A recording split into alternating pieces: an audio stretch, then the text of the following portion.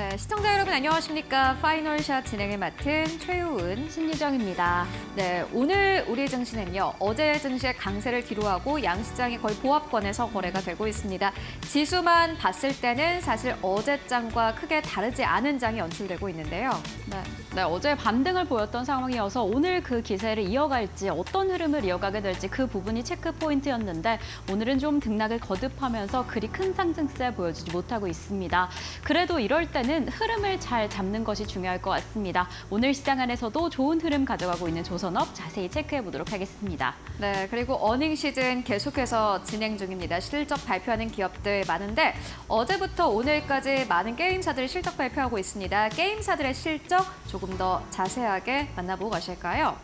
오늘 아침에 카카오게임즈가 실적을 발표를 했습니다. 일단 외형 성장은 없었습니다. 보시다시피 매출 자체는요. 전년 동기 대비해서 1.2% 이상 감소한 것으로 확인되고 있습니다. 2,463억 원대를 기록을 했고요. 순이익의 경우에는 전년 대비해서는 91% 이상 감소한 것으로 확인되고 있습니다.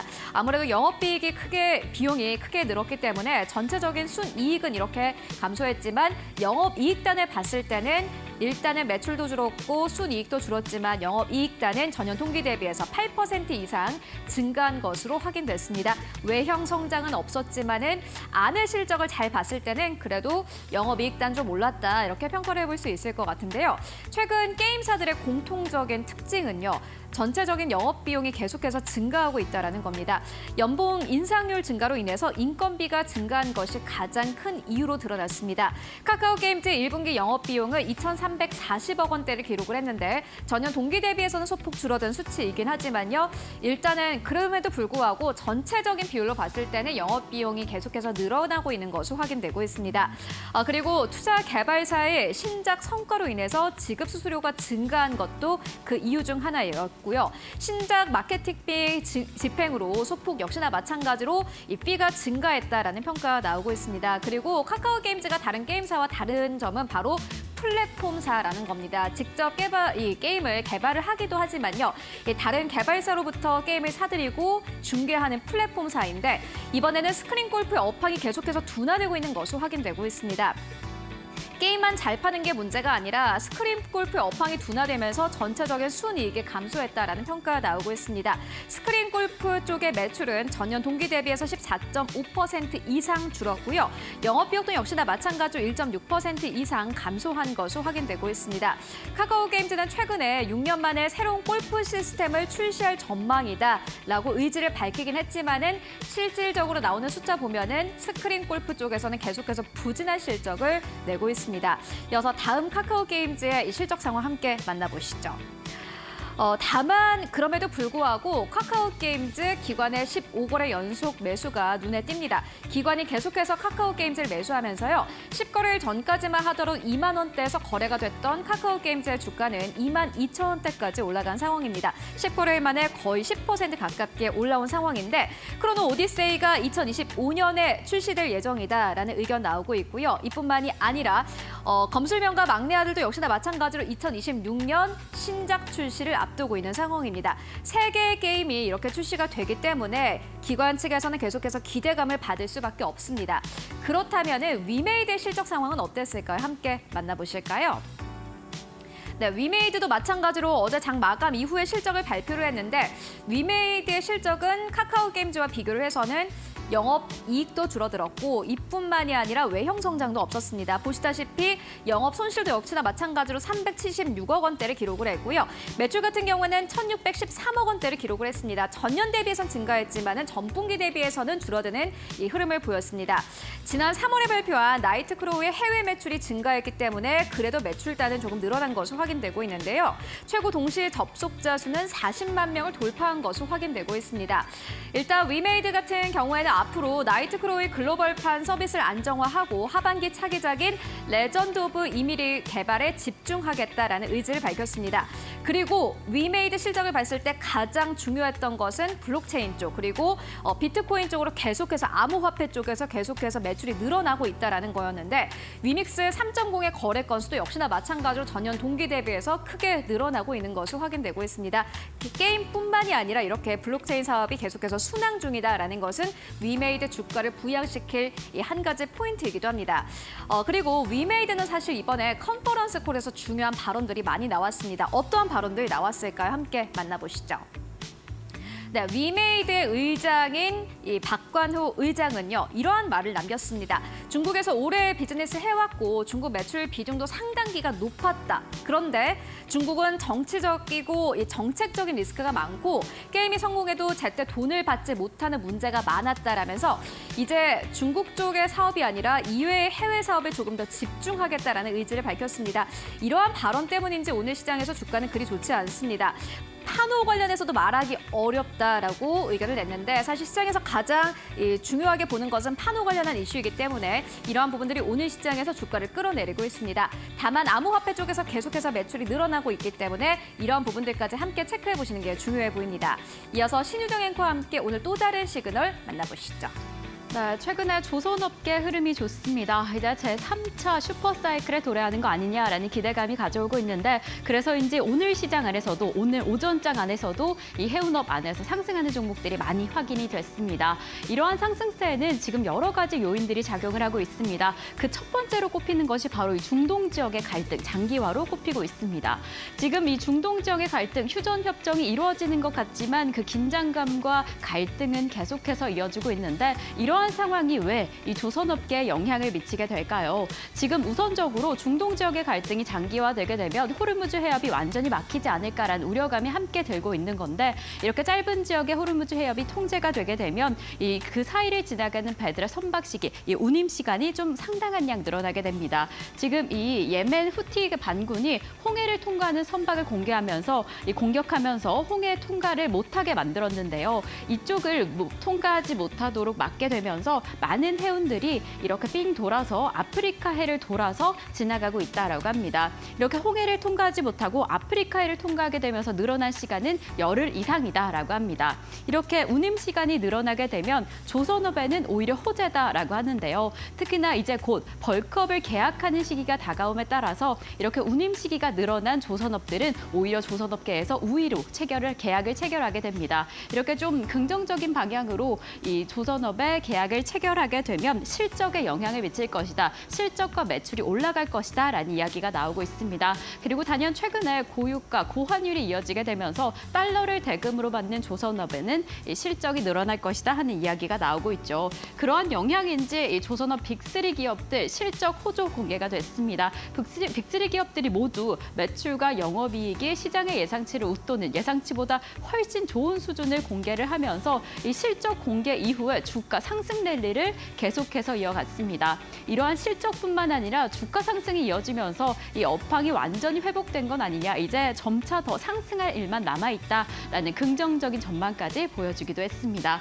이러한 영향인지 지금 실적 공개를 앞둔 기업들도 예상치가 상당히 좋습니다. 펜오션, HMM, CJ 대한통운까지 매출과 영업이익이 상승할 것이다라는 전망이 보여지고 있는데 이러한 부분이 업황 회복에 대한 기대감을 더 올리기도 했고요. 그리고 이러한 기업들은 중국이나 신흥국에 대한 벌크 물량이 점차 더 상당한 양 증가할 것이다라는 기대치까지 올라오고 있습니다. 그리고 최근에 이에 상하이 컨테이너 운임 지수도 상승을 했습니다. 원래 이 상하이 컨테이너 운임 지수는 4월부터 6월을 해운 비수기로 잡습니다. 그래서 지난해 5월에는 이 컨테이너 지수가 10% 이상 하락을 하면서 비수기를 완전히 맞이했다 하는 수치를 확인을 했는데 최근에 4주간은 점차 상승하는 수치를 보여주고 있습니다. 이러한 상황상 글로벌 물가 동향이 이 글로벌 운임 지수가 점차 상승기를 맞이했다, 강력한 상승세를 보이고 있다 하는 점을 시사하고 있습니다. 특히나 유럽과 미국을 중심으로 운임 지수가 정말 강력한 상승세를 보이고 있어서 이 전반적으로 글로벌 시장 안에서도 이 점차 성수기를 맞이할 것이다 하는 수치가 보여지고 있죠. 그리고 오늘 이 조선업계에서 IPO가 하나 있었습니다. 이 IPO는 단순히 조선업뿐만 아니라 이 전반적인 IPO 시장에서 가장 기대하는 기대주 중 하나였는데 오늘 공개를 했습니다. 지금 4배가량 상승할 것이다 라는 기대감으로 출발을 했는데 오늘 기점으로 70%가량 상승을 했습니다. 16만 원 선 터치하기도 했는데 이 HD 현대 마린솔루션의 IPO가 긍정적으로 작용하는 점은 최근에 조선업은 상승세를 보였지만 그에 비해서 아직 따라가지 못하고 있었던 부분이 바로 이 조선 기자재입니다. 하지만 이 HD 현대 마린솔루션이 상장함에 따라서 이 조선 기자재업도 함께 올라갈 것이다. 그렇다면 조선업이 든든하게 뒷받침해주면서 전반적인 업종의 상승세를 이끌 것이다 하는 긍정적인 전망도 보여지고 있습니다. 오늘 이렇게 HD 현대 마린솔루션을 필두로 전반적인 조선 기자재 그리고 조선업은 어떻게 흘러갈지 함께 체크해보시면 좋을 것 같습니다. 네, HD 현대 마린 솔루션 이 2시 기점으로 공모가 대비해서 90% 이상의 상승 흐름을 보이기도 했는데 계속해서 관련된 종목들의 흐름은 따라가 보시는 게 좋을 것 같습니다. 네, 그럼 오늘의 파이널샷 출발합니다.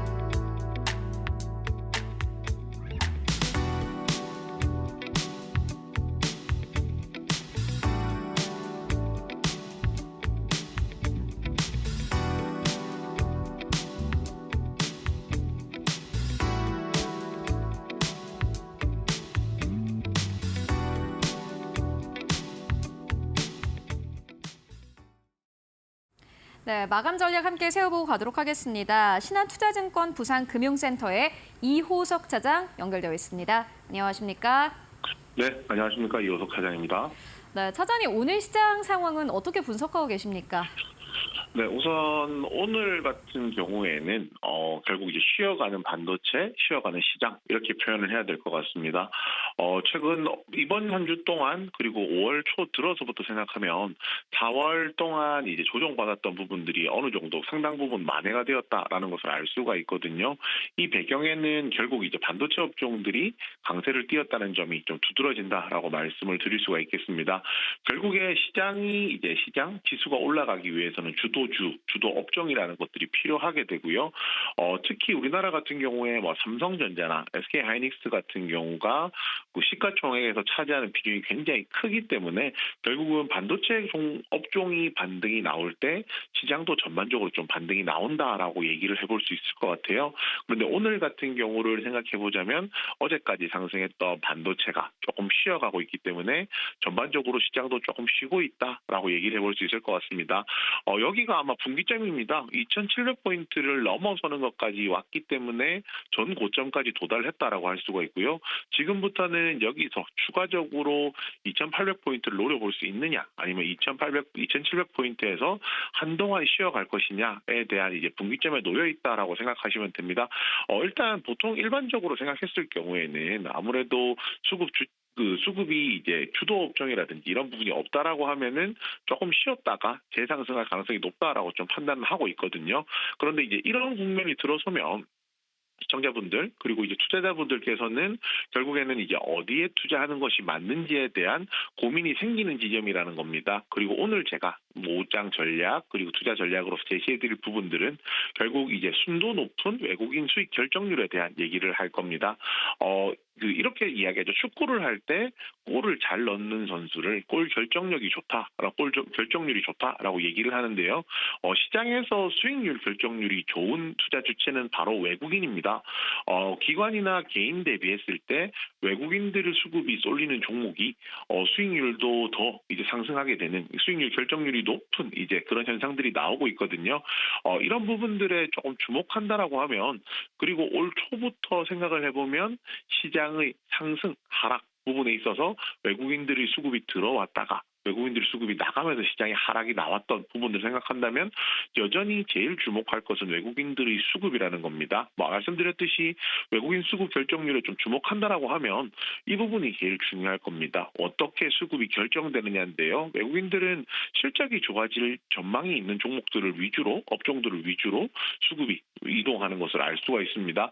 그 업종은 대표적으로 반도체, 자동차, 기계, 은행 정도가 현재 될 수 있을 거라고 좀 생각을 하고 있거든요.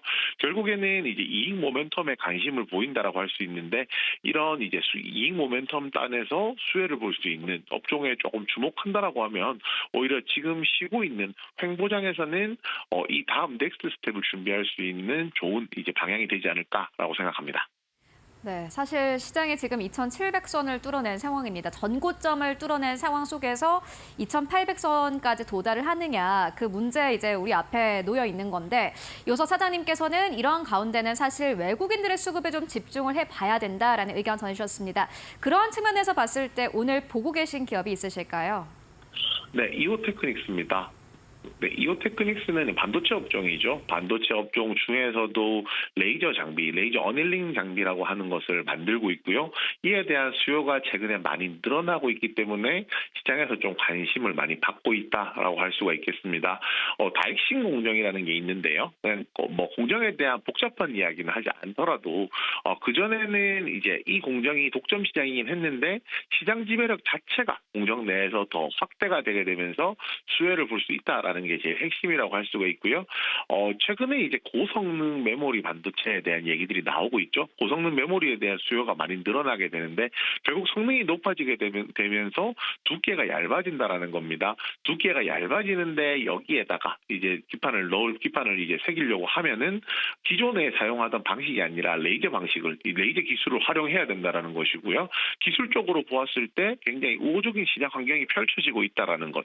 공정 미세화에 따라서 구조적으로 매출이 성장할 수 있는 구간에 들어섰다는 것이 이오테크닉스의 가장 큰 장점이다라고 할 수가 있겠습니다. 2024년 올해 기준으로 매출액이 4,100억 정도로 전년 대비 31% 늘어날 것으로 보이고요. 영업이익이 764억으로 전년 대비 170% 늘어날 것이라고 보이거든요. 제가 앞에서 외국인 수급이 들어오는 조건 중에 하나가 실적 개선에 대한 기대감이라는 차원에서는 이 종목 굉장히 좀 부합한다라고 할 수가 있겠고요. 4월 중순부터 주가가 조정이 나오기 시작해서 뭐 오늘까지도 그 횡보하는 구간 안에서 계속 재반등에 대한 기대감을 가지고 있는 종목입니다. 뭐 이런 부분들 생각한다라고 하면 뭐 업황 내에서 본다라고 하면 우호적인 시장이 형성되고 있다는 점, 실적 측면에서 보면 실적 개선에 대한 기대가 크다는 점, 차트상 기술적 분석으로 보더라도 반등이 다가오고 있다는 점, 이런 부분들 보았을 때 오늘 원포인트 공략주로 이오테크닉스 소개드리게 되었습니다. 실질적으로 지수에 대한 부담감이 있는 상황 속에서 약간 눌림이 나오고 있는 이오테크닉스. 기관의 수급도 좋습니다. 13거래일 가운데 12거래일 동안 기관이 현재 수급 들어오고 있는데 함께 이오테크닉스 보자라는 의견으로 정리를 해보고 가도록 하겠습니다. 오늘도 말씀 고맙습니다. 네, 감사합니다. 네, 5월 8일 수요일 시장 오후 2시 18분 지나가고 있습니다. 지금 우리 양시장은 다소 혼조세를 보이고 있는데요. 코스피는 지금 0.17% 상승하면서 2,738선 지나가고 있습니다. 코스피는 오늘 하루 종일 이 보합권에서 계속해서 등락을 거듭하고 있습니다. 코스닥은 0.31% 하락하며 868선 지나가고 있는데요. 수급 상황은 어떠할지 바로 좀 체크를 해보겠습니다. 네, 외국인과 기관 투자자 코스피 시장 안에서 오늘도 담아냅니다. 오늘 외국인 투자자가 장 초반에 만에 매물을 출회하는 모습이었는데 12시경부터 매물을 담아내고 있습니다. 이렇게 양수급이 들어오기 시작하면서 외국인 투자자 오늘로서 7거래일째 담아내고 있습니다. 하지만 개인 투자자는 오늘도 덜어냅니다. 코스닥 시장은 어떨까요? 코스닥 시장의 수급 동향 바로 체크를 해보겠습니다. 오늘 시장 안에서는 외국인과 기관 투자자가 매도세로 전환을 했습니다. 어제는 이 양지수가 좀 담아내는 모습을 보였는데 오늘 외국인과 기관 투자자가 동반 매도세에 나서면서 지수의 하방 압력을 가하고 있고요. 그래도 개인 투자자가 1,901억 원 담아내면서 지수를 지켜내고 있습니다. 자, 이렇게 오늘 코스피 시장 안에서 외국인과 기관은 담아내고 코스닥 시장 안에서 외국인과 기관은 덜어내고 있습니다. 이러한 수급적 특징이 오늘 우리 시장을 어떻게 움직이고 있을지 수급 한마디 화면으로 먼저 확인해 보도록 하겠습니다.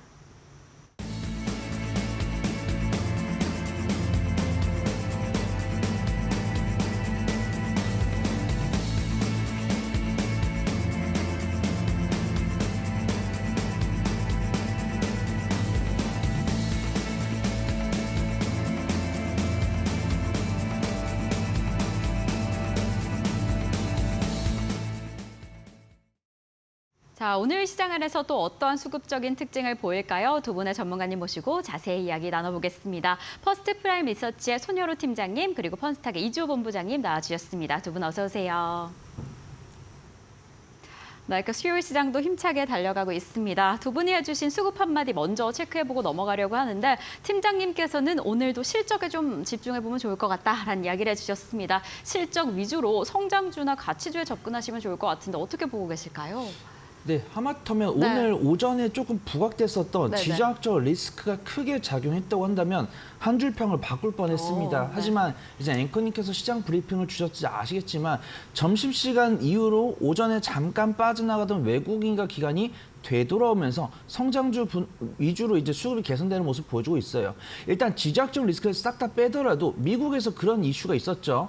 어떤 이제 윌리엄스 총재 같은 경우는 기준금리 인하를 해야 된다라고 했었고 카시카리 의원 같은 경우는 기준금리 인하를 할 수가 없다라고 나오면서 아무래도 시장에서 매파적인 발언이 나올 때 조금 더 민감합니다. 뉴욕 시장도 이제 기술적 반등이 나오는 상황이었고요.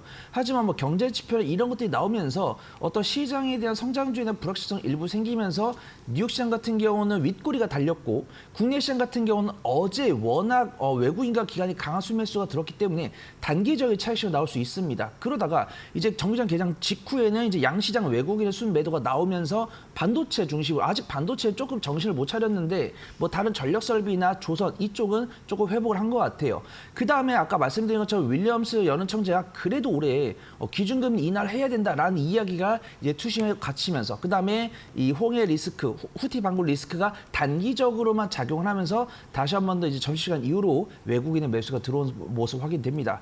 반도체 같은 경우는 정신을 못 차렸는데 조선이랑 원전이나 뭐 전력 설비 이런 쪽도 사실은 개장 직후에는 외국인과 기관의 순매도였어요. 근데 제가 이제 방송 들어가지고 이제 빠르게 찍어보니까 외국인과 기관의 순매수로 전환된 것으로 확인됩니다. 그 다음에 오늘 오전장에 반도체가 밀릴 때 저 PBR 관련 종목들은 괜찮습니다. 현대차나 기아, 뭐 삼성물산, 뭐 KB구형, CJ 이쪽은 괜찮았습니다. 그래서 지정학적 리스크가 단기적으로 적용했기 때문에 실적이 나오는 성장주 투자 유효하고 매매를 못하시는 분이 한다면 저 PBR 관련 종목과 같은 가치주 투자 유망하다 말씀을 드리도록 하겠습니다. 네, 오늘 오전장에서는 지정학적 리스크가 부각될 뻔하면서 좀 움직였던 종목들이 있는데 그래서 좀 오후장에서는 분위기가 조금은 달라진 것 같습니다. 이래서 어떻게 대응해야 할지 혼란스럽다라고 하신다면 지금은 저 PBR 관련주, 실적이나 성장 관련주에 조금 더 집중해 보시면 좋을 것 같다라고 이야기를 해주셨습니다. 자, 그럼 본부장님께서 해주신 한마디 넘어가 보겠습니다. 본부장님께서는 개별 종목 장세가 지속될 것이다라고 이야기해 주셨는데 어떻게 보고 계실까요? 네, 말씀드린 것처럼 네. 지금 매크로 불확실성이 계속 커지고 있는 상황입니다. 이제 고용지표 발표 이후에는 금리 인하에 대한 기대감이 커졌는데 이제 연은 총재들이 얘기를 하면서 서로 입장 차이가 있다 보니까 이 부분이 이제 뉴욕 증시에서 먼저 반응을 했고 그에 따라서 국내 증시도 오늘 좀 반응을 했는데 사실 국내 증시 같은 경우는 어제 많이 올랐음에도 불구하고 그 부분에 대해서 반응이 크진 않았지만 어쨌든 방향성 자체가 크질 않고 그래도 그나마 상승이 좀 나와주고 있다는 점 좀 긍정적으로 볼 수 있겠고요. 그리고 지금 외국인들이 계속적으로 삼성전자, SK하이닉스를 계속적으로 순매수해주는 부분들 이 부분은 정말 국내 증시를 조금 더 외국인들 입장에서 웨이저 수급들이 더 긍정적으로 보고 있다. 이러한 관점에서 봤을 때 아직은 뭐 이거를 거를 가지고 불확실하긴 하지만 이게 방향성에 대해서 더 간다, 빠진다 이렇게 판단하기엔 아직 좀 이르다라고 볼 수 있겠습니다. 왜냐하면 여는 총재들부터 시작해서 이제 FOMC 위원들 같은 경우는 각자 의결권이 있기 때문에 이게 결국에는 투표를 해가지고 최종적으로 결정이 되는 부분이라서 이게 앞으로 매크로적인 상황이 어떻게 변화될지는 우리가 장담을 할 수가 없습니다. 그렇기 때문에 지금 상황에서는 오히려 조금 보수적으로 대응하시는 게 좋다. 지금 만약에 고점에 있는 종목군들 계속적으로 고점을 경신한다고 해서 추격 매수하시다가 오히려 조금 손실을 볼 수 있기 때문에 고점에 있는 종목일수록 오히려 비중을 적게 하셔서 조금 분할 매수 관점으로 접근하시는 게 좋고 차라리 오히려 바닥권에 있고 실적 모멘텀 괜찮은 종목군들을 찾아서 우리가 공략을 해보자라는 전략을 한번 세워보시는 게 좋을 것 같습니다. 네, 정말 미국의 금리 인하가 어떻게 될지 불투명한 상황이다, 좀 불분명한 상황이다라는 이야기 계속해서 나오고 있습니다. 이럴 때는 안전하게 보수적인 관점으로 투자 진행하시는 게 좋을 것 같다라고 이야기를 해주셨습니다. 자, 그렇다면 지금 또 수급적인 특징을 보이고 있는 종목들은 어떻게 될까요? 최윤 앵커와 함께 확인해 보도록 하겠습니다. 네, 오늘 시장에서 외국인과 기관 투자자들은 어떠한 기업을 사고 팔고 있을까요? 바로 만나보도록 하겠습니다. 먼저 외국인의 수급입니다. 오늘 외국인들은 우리 시장에서 삼성전자를 가장 많이 매수하고 있는 것으로 확인되고 있습니다. 그리고 오랜만에 오늘 시장에서 금융주들이 일제 강세 흐름을 보이고 있는데 외국인들의 수급에 힘입어서 KB금융 현재 구간에서도 상승 흐름 나타내고 있습니다. 오늘 두 번째로 가장 많이 매수하고 있는 것으로 확인되고 있고요. 세 번째로는 고려 아연, 그리고 네 번째로는 HMM, 다섯 번째로는 신한지주 올라와 있습니다. 어제는 금융주를 팔았는데 오늘 시장에선 또 금융주를 담고 있는 모습 확인되고 있고요. 그리고 오늘 매도하는 기업들을 살펴봤더니 가장 첫 번째 기업으로는 HD 현대마린솔루션 올라와 있습니다. 두 번째로는 SK하이닉스, 세 번째로는 한국타이어앤테크놀로지, 그리고 네 번째로는 일진전기, 다섯 번째로는 HD 현대일렉트릭 올라와 있습니다. 어제도 역시나 마찬가지로 매도 흐름이 아주 강력하게 나왔던 한국타이어앤테크놀로지, 오늘도 외국인들은 연이은 매도세 이어가고 있습니다. 이어서 코스닥 안에서의 외국인 수급 함께 만나보시죠. 네, 오늘 코스닥 안에서는 외국인들은 신성 델타테크를 가장 많이 매수하고 있는 것으로 확인되고 있습니다. 두 번째로는 이오플로우, 세 번째로는 AP 시스템 올라와 있는데 최근 이 외국인들은 코스닥 내에서 위성 관련주도 계속해서 매수하고 있습니다. 특히나 5월에는 또 우주청 개청을 앞두고 있기 때문에 이런 수급적인 상황 그리고 이벤트를 함께 확인해 보시는 게 중요해 보이고요. 네 번째로는 성광밴드, 다섯 번째로는 WCP 올라와 있습니다. 오랜만에 배터리 관련주도 좀 사들이고 있는 것으로 확인되고 있고 매도하는 기업들 살펴봤더니 첫 번째 기업으로는 YC, 두 번째로는 HLB, 세 번째로는 HB솔루션, 그리고 네 번째로는 삼천당제약, 다섯 번째로는 재룡전기 올라와 있습니다. 그렇다면 기관 투자자들은 오늘 코스피 안에서 어떠한 기업을 사고 팔고 있을까요? 함께 만나보시죠. 네, 오늘 기관은 외국인과 다르게 HD 현대마린솔루션을 가장 많이 매수하고 있는 것으로 확인되고 있습니다. 화약과 관련된 부분들을 함께 체크해 보시는 게 좋을 것 같고 두 번째로는 LG에너지솔루션 올라와 있습니다. 세 번째로는 신한지주 올라와 있고요. 네 번째로는 페노션, 다섯 번째로는 현대차 올라와 있습니다. 그래도 실적주를 고루고루 담고 있는 모습 확인되고 있고 매도하는 기업들 살펴봤더니 최근 들어서 20만 원대에서 29만 원대까지 계속해서 상승 흐름을 보였던 APR, 오늘 기관 투자자들이 매도 흐름 나타내고 있고요.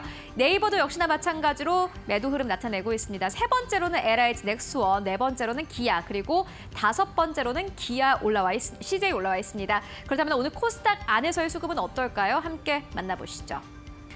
네, 오늘 코스닥 안에서는 이 기관 투자자들은 코스메카 코리아를 가장 많이 매수하고 있는 것으로 확인되고 있습니다. 그리고 게임주, 데브시스터주도 올라와 있고요. 폴라리스 오피스 오늘 시장에서 아주 강력한 상승세 나오고 있는데 역시나 마찬가지로 오늘 시장에서 다섯 번째로 기관이 많이 담습니다. 매도한 기업들 살펴봤더니 재룡전기, UST, 위메이드, 고영, WCP 올라와 있습니다. 지금까지 수급 상황 함께 살펴보고 왔습니다. 네, 이렇게 기관과 외국인이 많이 담아내는 종목, 많이 덜어내는 종목들 체크해봤습니다. 그렇다면 두 분이 보고 계시는 수급벽 특징주는 어떻게 될까요? 화면으로 먼저 확인해 보시죠. 손여로 팀장님께서는 동성화인텍 그리고 BHI를 오늘 특징주로 잡아주셨고 이주 본부장님께서는 사마 콘덴서와 LS 일렉트릭을 잡아보자라고 오늘 가져와 주셨네요. 그럼 저희는 동성화인텍부터 출발을 해보겠습니다. 오늘 팀장님께서 가져와 주신 이 종목이 외국인과 기관 투자자 동반 매수세가 오늘은 확인이 되고 있는데 어떻게 보고 계실까요? 네, 확실하게 이제 수급 피이기 때문에 네. 변동성 순으로 위에서 아래로 내렸을 때 네. 물론 1등 섹터도 괜찮지만 매매를 못 하시는 분들이라고 한다면 2등과 3등 섹터. 근데 이 2등과 3등 섹터가 실적이 나오는 데다가 외국인과 기관이 사고 있다고 한다면 당장 접근해야 된다라고 판단해가지고 동서화인텍을 소개를 드리도록 하겠습니다. 화공품 수입 알선 및 판매를 주 사업 목적으로 영위를 하고 있고요. 초저온 보냉제랑 방제 시스템. 근데 이 초저온 보냉제가 LNG 선박에 가장 많은 매출 비중을 차지하고 있습니다. 최근에 우리가 조선 섹터 이제 많이 뉴스 검색을 해볼 텐데 이제 4월 달에 조선의 절대적인 수주 양은 줄었습니다. 왜냐하면 조선 이제 국가들이 뭐 매 분기마다 수주라는 건 아니잖아요. 배를 조선을 공급을 하고 공급을 받았을 때 이 배를 몇 년을 쓰기 때문에 매 분기마다 주진 않습니다. 그래서 전반적으로 절대 수치는 줄었지만 그 중에서도 우리나라가 선박을 이제 중국이 여전히 1등이지만 중국과의 격차가 줄이는 모습이 있었고요. 그렇다고 한다면 우리나라 조선 기업들은 실적이 견조할 것이다. 그 다음에 그 중에서도 영업이 가장 많이 남는 것이 LNG선인데 그래서 삼성중공업 같은 경우 실적이 가장 많이 잘 나올 것인데 삼성중공업과 가장 밀접한 연관성이 있는 기업이 동성화인텍이다. 좀 말씀을 드리도록 하겠습니다. 연간 실적을 보더라도 매년 매출액과 영업이익, 단기순이익이 점진적으로 증가하는 모습이고요. 증권사 리포트도 있습니다. 동성화인텍이 외형 성장이 지속될 것이다 라고 보고 있습니다. 지금 삼성중공업 같은 경우도 LNG선 수주가 3년치가 있고 하나오션도 약 1년 반에서 2년치가 있는데 동성화인텍 같은 경우는 4년치 2조 2천억 원 이상의 수주 잔고를 갖고 있다고 합니다. 이제 공장을 증설을 할까 고민을 하고 있는데 공장을 증설할 때는 이제 재무제표가 폭발적으로 실적이 향상이 되겠죠. 그러면서 퍼가 낮아질 거고요. 근데 만약에 증설하지 않더라도 실적이 깎일 일은 없습니다. 견조한 성장세는 지속될 겁니다. 그래서 내가 이제 동성화인텍을 보고 있다가 캐파 증설을 하면은 변동성이 나오기 때문에 매매 관점 지켜보는 거고 만약에 캐파 증설을 하지 않을 때는 믿고 안전하게 투자할 수 있는 종목이다. 그래서 좀 말씀을 드리도록 하겠습니다. 어제 이어서 오늘도 거래대금이 증가하는 부분이고요. 사실 개장 초반에는 외국인과 기관의 매도였습니다. 그래서 분할 매수 잘하시라고 말씀을 드리고 있었는데 점심시간 이후로 외국인과 기관의 순매수로 전환이 됐기 때문에 상당히 안전하게 접근할 수 있는 종목이다. 좀 소개를 드리도록 하겠습니다.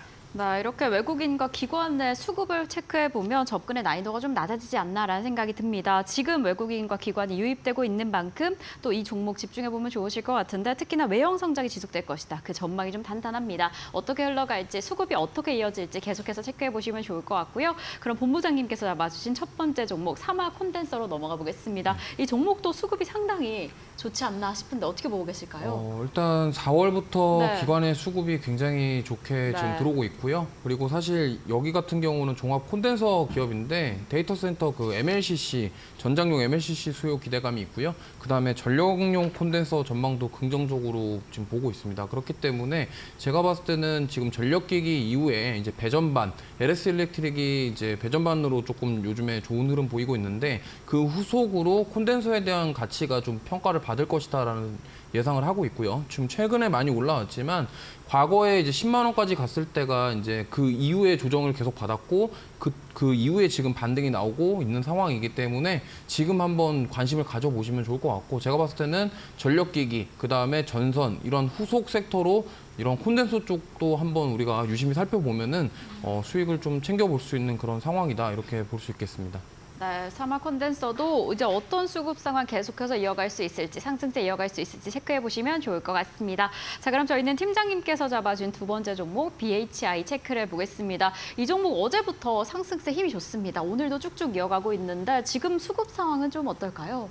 네, 확실하게 일진 파워랑 네. G2 파워를 잡지 못하신 분들은 BHI를 보셔야 될 것 같습니다. 우리가 전력 설비, 이제 AI로 촉발된 전력 설비 뉴스가 나왔는데 이 전력 설비에 대한 에너지를 뭐 넣을까라는 투자 인사이트가 나왔을 때 신재생 에너지, 뭐 태양광이나 해상풍력, 원전으로 오는 겁니다. 근데 더군다나 이제 체코에서 거의 30조짜리 원전을 수주하기 위해서 기술력을 갖고 있는 나라를 물색을 하고 있고 물색을 하기 위해서 우리나라로 방문한다는 소식이 오면서 보통 이제 원전이 어제 오늘 조금 강한 모습 보여줬는데 사실 조금 시동 거는 모습이 있었습니다. 뭐 두산 에너빌리티나 한국전력이나 이런 부분들. 근데 그런 것들은 우리가 AI 데이터 센터를 돌리기 위한 전력이 필요하니까 원전을 관심 있게 보자 정도의 수준이었고 최근에 거래 대금이 실린 것은 확실하게 체코에서 원전을 위해서 우리나라를 방문하고자 이런 뉴스가 나오면서 원전 관련 종목들에 수급이 들어온 것이다라고 판단되고 있고요. 확실하게 반도체나 전력 설비, 조선에 비해서는 원전 관련 섹터들은 기술적 위치가 상당히 안전하기 때문에 매매를 못하신 분들 유심히 지켜보시면 좋을 것 같습니다. 그중에서 저는 BHI를 좀 보고 있고요. 발전 기자재 전문 기업입니다. 주요 매출처는 한국전력이랑 전력회사, 건설사, 제철회사 다양하게 보유를 하고 있고요. 원전 관련해서 기자재 관련 종목들이 사실 1, 2년 전까지만 해도 실적이 잘 안 나왔었는데 최근에 굉장히 개선이 됐습니다. BH 같은 경우도 2023년 3분기에 흑자로 전환하면서 4분기까지 이어서 흑자가 나오면서 2023년 연간 실적 기준으로 흑자 전환에 성공을 했기 때문에 중장기적인 보유에 큰 문제 없다 이렇게 판단됩니다. 그다음에 증권사 리포트도 나왔어요. 국내에서도 사업을 영위를 하지만 이스라엘이나 다양한 해외에서도 공사를 진행을 하고 있고 국내외 원전 시장 확대와 관련 보조기기 부문이 성장 모멘텀을 작용할 것으로 전망이 되기 때문에 단기 수익 관점도 괜찮지만 수익 이상의 관점으로 접근할 수 있는 종목이다. 좀 말씀을 드리도록 하겠습니다. G2파워나 일진파워에 비해서는 상대적으로 정말 안전한 기술적 위치 갖고 있고요. 어제 21선 위에서 안착하는 모습이었고 BHI 역시도 오늘 오전장에 사실 외국인과 기관의 매도가 확인됐기 때문에 분할 매수 잘하셔라라고 말씀을 드리려고 했습니다. 하지만 점심시간 이후로 외국인과 기관의 수익 매수로 전환이 됐기 때문에 지금 당장 좀 유심 지켜봐야 되는 원전 관련 종목이 아닐까 이렇게 판단해 보도록 하겠습니다. 네, 원전 관련주인 BHI 체크를 해봤습니다. 수급적 특징을 체크해봤는데 지금 우선 이 원전 관련주가 다른 섹터에 비해서 좀 안전한 부분이다라는 이야기도 해주셨고 그 원전 섹터 안에서도 BHI가 상당히 안전한 흐름 가져가고 있다라는 이야기를 하고 있어서 해주셔서 지금 수급별 특징 어떻게 계속 진행될지 함께 체크해보시면 좋을 것 같습니다. 자, 그럼 저희는 본부장님께서 잡아주신 두 번째 종목인 LS 일렉트릭으로 넘어가 보겠습니다. 본부장님 지금 LS 일렉트릭 어떤 수급적 특징 보이고 있을까요? 네, 4월부터 외국인들이 좀 강하게 지금 매수해주고 네네. 있고요. 좀 많이 좀 사주고 있습니다. 그렇기 때문에 좀 관심 가지고 보시면 좋을 것 같고 특히나 이제 LS 일렉트릭은 아까 말한 것처럼 고점에서 계속 고가를 경신하고 있는 종목이기 때문에 접근하실 때는 꼭 비중의 조절에 대해서 신경을 써주시면 좋을 것 같고요.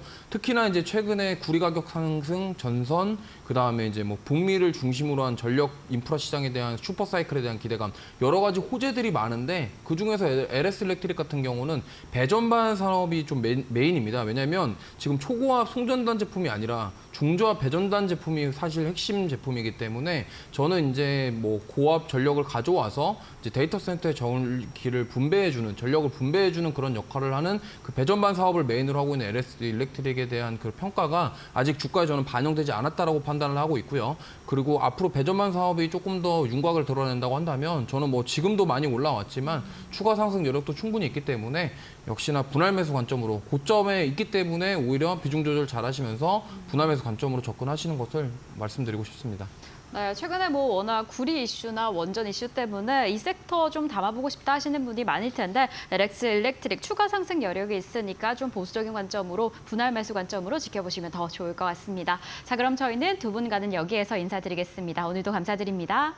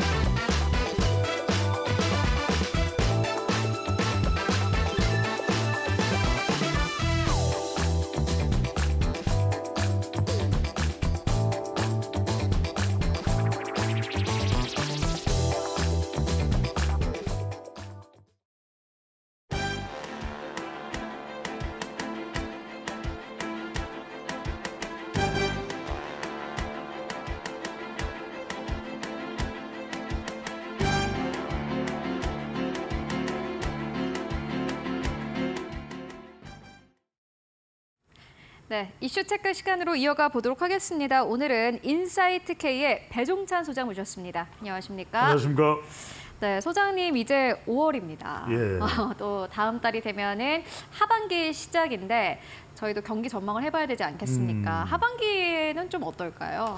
그렇죠. 사실 우리가 지난해도 그렇고 뭐 상저하고냐 아니면은 상고하고냐 아니면 상저하저냐 참 이게 경기 전망이 쉽지가 않습니다. 그죠. 그런데 우리가 하나의 기준으로 보자면 이제 연준에서 이 금리를 인하하느냐 어떻게 하느냐 이게 사실 중요한 기준이 돼버렸어요. 그렇죠. 근데 지금 나오고 있는 전망을 보면은 올해 내에 뭐 금리 인하 안 할 수도 있다 이런 얘기 나와요. 네.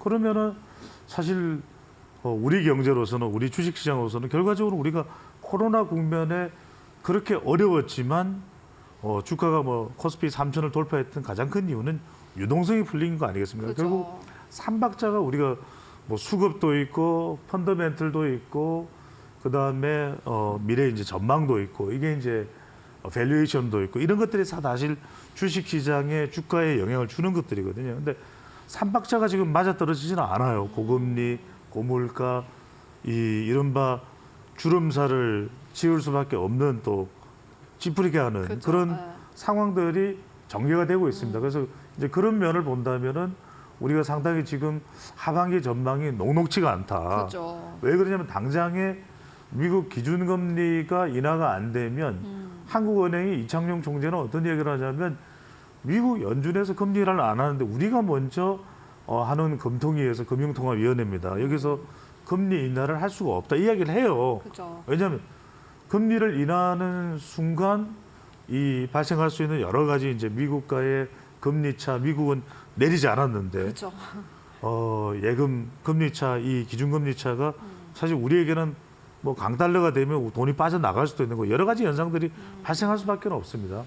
그런 차원에서 본다면 하반기 전망이 그렇게 지금 희망적이지는 않습니다. 물론 뭐 우리 시청자분들한테는 이데일리 TV 보시는 분들한테는 하반기 괜찮아요, 힘내세요. 근데 이거는 어디까지나 제가 기분 좋게 만들기 위해서 뭐 구호나 또 더 나아가서는 좀 심하면 선동을 하는 게 되잖아요. 그죠. 그러니까 결국 경제는 시장은 냉철해야 되거든요. 그러니까 지금 상황에서는 올 하반기도 지금 썩 좋지 않을 수 있다. 왜냐하면은 지금 수출이 좋아야 되는데 완만한 또 둔화가 하반기에도 예상되고 있는 그런 상황이기도 하고 네. 또 하반기 유동성 안경은 또 금리라든지 수출 경기 확산 지수 등을 보면은 그렇게 썩 또 희망적이지는 않거든요. 그죠. 그러면 중요한 것은 결과적으로 우리가 이런 상황들을 예견하면서 시장에 대한 투자를 가져가야 되고 개미 투자자들은 중요한 게 그럼 어떻게 해요? 사실은 요즘 우리가 수많은 종목들을 소개해주고 섹터들을 이야기하지만 그럼 뭐 1년 내내 반도체 이야기할 건가요? 1년 내내 AI 이야기할 건가요? 맞아요. 그건 아니거든요. 그러면 거기서 다 돈 벌었다는 이야기 나와야 되는데 그렇지만 않다라는 거. 그러면 이 상황에서 어떻게 할 거냐? 지금 내구재의 경우에도 서비스보다는 금리에 더 민감하게 반응을 하고 있고 그죠. 유동성은 제조업 경기의 주요 변수로 작동을 합니다. 일단 유동성이 좀 넉넉해야 제조업에 뭐 사더라도 더 사고 돈이 있어야 노트북도 하나 더 장만하고 그죠. 또 OTT도 끊을 것도 더 연장해서 보고 이런 상황이 되는 것이거든요. 이른바 플렉스가 가능하고 플러팅이 되려면 그런 상황이 나와야 되는데 지금이 어쨌거나 저쨌거나 간에 값싼 교통카드 사용해가지고 부지런히 다니면서 돈 벌어야 되는 그런 상황이다. 그런 점에서는 개미 투자자들이 여기서 여러분들 두 글자 사실은 이게 우리가 투자 전문가들은 잘 쓰지 않는 표현입니다만 저는 이게 제일 중요해요. 실속이 중요해요.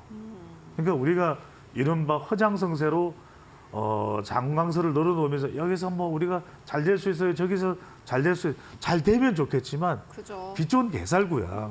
그렇게 되지 않는 경우들이 많습니다. 그래서 오늘 제가 말씀드리는 것은 설사 하반기에도 비가 내리고 찌뿌듯한 날씨가 되더라도 그래도 우리가 살아날 구멍은 얼마든지 있습니다. 왜? 아니 전문가들이 뭐 오늘 상태 안 좋다고 해서 제대로 일 못 하나요? 그럼 전문가가 아니죠. 그쵸. 그래서 선수는 어려울 때 더 기운을 발휘합니다. 그 방법을 개미 투자자들, 개인 투자자분들이 잘 아셔야 저는 이 상황을 국면을 극복할 수 있을 것으로 보입니다. 사실 한미 금리 차가 이렇게 좀 오래 나는 것이 계속해서 지속될까 하는 의문이 있었는데 실질적으로 미국에서 금리 인하의 시기에 대한 불명확성에 대한 이야기 계속해서 나오고 있고 그렇게 되면 한국 경제는 당연히 힘들어질 수밖에 없습니다. 그리고 무엇보다 도 중요한 문제는 중국도 역시나 마찬가지로 쉽지 않다는 건데 최근에 마찬가지예요. 좀 수출 데이터 보니까는 미국으로 수출한 게 이번에 더 많았더라고요. 그러니까요. 이제 미국에 대한 의존도가 더 높아질 수밖에 없다. 그럼 여러분들도 이제 이 부분은 이데일리 TV에서 제가 아침 방송할 때부터 계속 말씀드렸죠. 네. 그러니까 최근에 그 기억나시고 중국에 대한 비중 줄여라. 기억나시죠? 그죠. 예. 제가 뭐 없는 이야기 한 거 아닙니다. 여러분들 이게 경제라는 것은 시장에 대한 분석은 사실은 사회적인 변수, 또 경제적인 변수, 정치적 변수, 외교 안보적 변수를 다 알아야 됩니다. 아니 러시아, 우크라이나 이거 전망을 못하고서 우리가 곡물 가격이나 이런 부분에 대해서 밀가루 가격이 올라가지고 이게 식음료까지 연결되는 거잖아요. 이런 변수들을 여러분들이 잘 보셔야만 투자에 대한 관점을 볼 수가 있는 겁니다. 결과적으로는 중동에서 사태가 터지니까 조선 삼총사는 좋아지잖아요. 그죠? 그렇죠. 그러니까 지금 이런 상황들을 봐야 여러분들이 삼성중공업도 그렇고 하나오션 제가 계속해서 하나그룹을 주목하라는 거 수도 없이 이야기했잖아요. 네. 김동관 회장도 김동관 회장이지만 저 아버지 김성현 명예회장까지도 나선 상황이고 심지어는 하나 이것을 경기장에 가서 류현진 응원해요. 그러니까 이런 것도 여러분들 외적인 부가가치가 됩니다. 그런 부분에 제가 계속해서 말씀드리는 건데 중국 경기도 신통치 않은데 이럴 때 기아 자동차는 또 잘 나가요. 그죠. 심지어는 어려운 중국 시장에서도 기아는 선전했다는 이야기가 나옵니다. 그러니까 이런 부분들을 여러분들이 잘 보셔야 돼요. 최근에 이제 EV3가 나오면 물론 우리 우리 KG에서 생산하는 차가 좋습니다라는 점을 강조 안 드릴 수는 없습니다. 네, 그렇지만 이제 어쨌거나 간에 EV3라고 하는 신차 효과도 무시할 수가 없거든요. 그죠. 예. 상당히 이 차가 경제적이다, 효율적이다. 그동안 이제 전기차가 뭐 보조금 빼면 상당히 비싸다는 이야기가 나오는데 그런 부분들 여러분들 보실 필요가 있고, 자 중국 시장이 신통치가 않다면 우리가 생각할 수 있는 건 베트남이라든지 유럽 시장 쪽으로 좀 넓혀서 지금 시진핑 주석 같은 경우에도 프랑스를 방문하고 하는 이유가 결국은 그런 경제적인 상황을 좀 더 유리하게 가기 위한 포석이 깔려 있는 거예요. 그래서 지금도 보면 우리가 올해는 하반기는 그래도 좋아지겠지 뭐 그런 이야기 했잖아요. 미국의 이제 금리가 인하되면. 근데 미국은 굉장히 이게 지역 연준이나 개별적입니다. 지금 미국 뉴욕의 연준 총재인 윌리엄스 같은 경우에는 올해 올릴 수도 있는 거 아니에요? 이런 이야기예요. 그 이야기는 올해 어떻게 될지 모른다. 대체로 이제 우리가 나오는 FOMC 지표를 보면 9월 정도에 올라갈 것 같다라는 전망이 나오긴 맞아요. 합니다. 하지만 어떻게 될지 모르는 상황이고, 그러면 내년에나 가서 좀 플렉스가 될 수 있다. 뭐 트럼프가 되든 아니면 바이든 대통령이 되든, 그러니까 이런 상황들을 여러분들이 좀 더 눈여겨보실 필요가 있을 것 같아요. 네, 알겠습니다. 사실 미국 경기도 참 중요하지만은 중국 경기가 어떻게 진행될지, 전개될지에 따라서 우리 증시의 관련 종목들의 흐름도 좀 달라질 수 있을 것 같다라는 생각이 드는데요. 하지만 그럼에도 불구하고 계속해서 지켜볼 만한 종목들은 결국에는 실적이 잘 나오는 기업이 아닐까 하는 생각이 듭니다. 최근에 한국에서 대형주들이 그래도 좀 괜찮은 게 SK하이닉스도 마찬가지고 뭐 네이버도 마찬가지고 진짜 안 좋을 줄 알았는데 생각보다 좋네? 라는 좀 컨센서스가 나오고 있는 것 같아요. 그렇죠. 제가 이제 자꾸 L자 달린 기업이나 영으로 그다음에 좀 하나를 강조했던 이유가 이런 경우입니다. 그러니까 이제 우리가 기존에 뭐 1등, 2등, 3등 시총도 있겠지만은 더 중요한 건 이런 그룹 차원에서는 버티는 그게 돼요. 그러니까 아주 중소 중견 기업은 그 부분이 어려운 겁니다. 왜냐하면 이 분야가 안 되면 그룹 차원에서는 다른 게 이제 밀어주면서 가능해지는 게 HD 계열 쪽도 그렇잖아요. 최근에 뭐 상장하는 기업도 있습니다만 그런 부분들이 완급 조절이 가능해요. 계열사 간에. 이런 부분들을 여러분들이 좀 주목해 보실 필요가 있다. 요약해서 소개를 드리면 SK하이닉스 같은 경우는 이제 AI 메모리 반도체는 그렇죠. 우리가 삼성 이기는 거 아니야? 이런 이야기 나와요. 물론 이제 지금 12단이 이제 삼성이 이제 양산될 것이기 때문에 그런 부분도 좀 더 눈여겨 보시고, 현대차가 이제 최근에 밸류업 우리 이데일리 TV에서 많이 소개를 하는데 밸류업도 주로 대기업 중심으로 보시면 돼요. 결국 PBR에 대해서 기업 자율적으로 개선하고 ROE 자기 자본 이익 비율이죠. 이 이익률을 올릴 수 있는 것도 당분간은 초반에는 밸류 가이드라인에 나와도 대기업 맞아요. 쪽에 초점이 맞춰지고 그러니까 일본하고는 조금 다르다라는 거 그런 산업적 구조도 좀 보실 필요가 있고 네이버를 좀 주목해서 봅니다. 광고 매출 나쁘지 않아요. 그런데 이른바 알리익스프레스나 이런 쪽에서의 어떤 그 압박 등을 어떻게 좀 견뎌낼 건가라고 우리가 지켜봤는데 그렇게 지금 매출생으로 보면은 괜찮았어요. 크게 타격받지는 않는 것 같아요. 그다음에 이제 LG 이노텍 같은 경우는 신 모델을 준비하면서 2분기 실적을 기대할 수 있는 상황이니까 저는 이런 이른바 대기업 계열사 내에 우리가 기존에 주력으로 봤던 계열사 외에 부가가치나 펀더멘털이나 밸류에이션 경쟁력을 가져가고 있는 그 기업들 위주로 좀 눈여겨보실 필요가 있을 것 같아요. 네, 사실 좀 냉정하게 생각해 봐야 될 부분일 것 같습니다. 지금 이 시점에서는 경기가 뭐 그리 좋지 않은 상황이다 보니 대기업 밸류체인 그리고 대기업 쪽에서 그래도 다른 기업들 대비해서 매출이 잘 나오고 있고 실적도 잘 나오고 있기 때문에 이러한 부분을 좀 집중해 보자라는 의견을 정리를 해보고 가도록 하겠고요. 다만 그럼에도 불구하고 지금까지 오래 쉬어갔던 업종은 다시 한번 또 기대감 예. 가지고 있습니다. 예.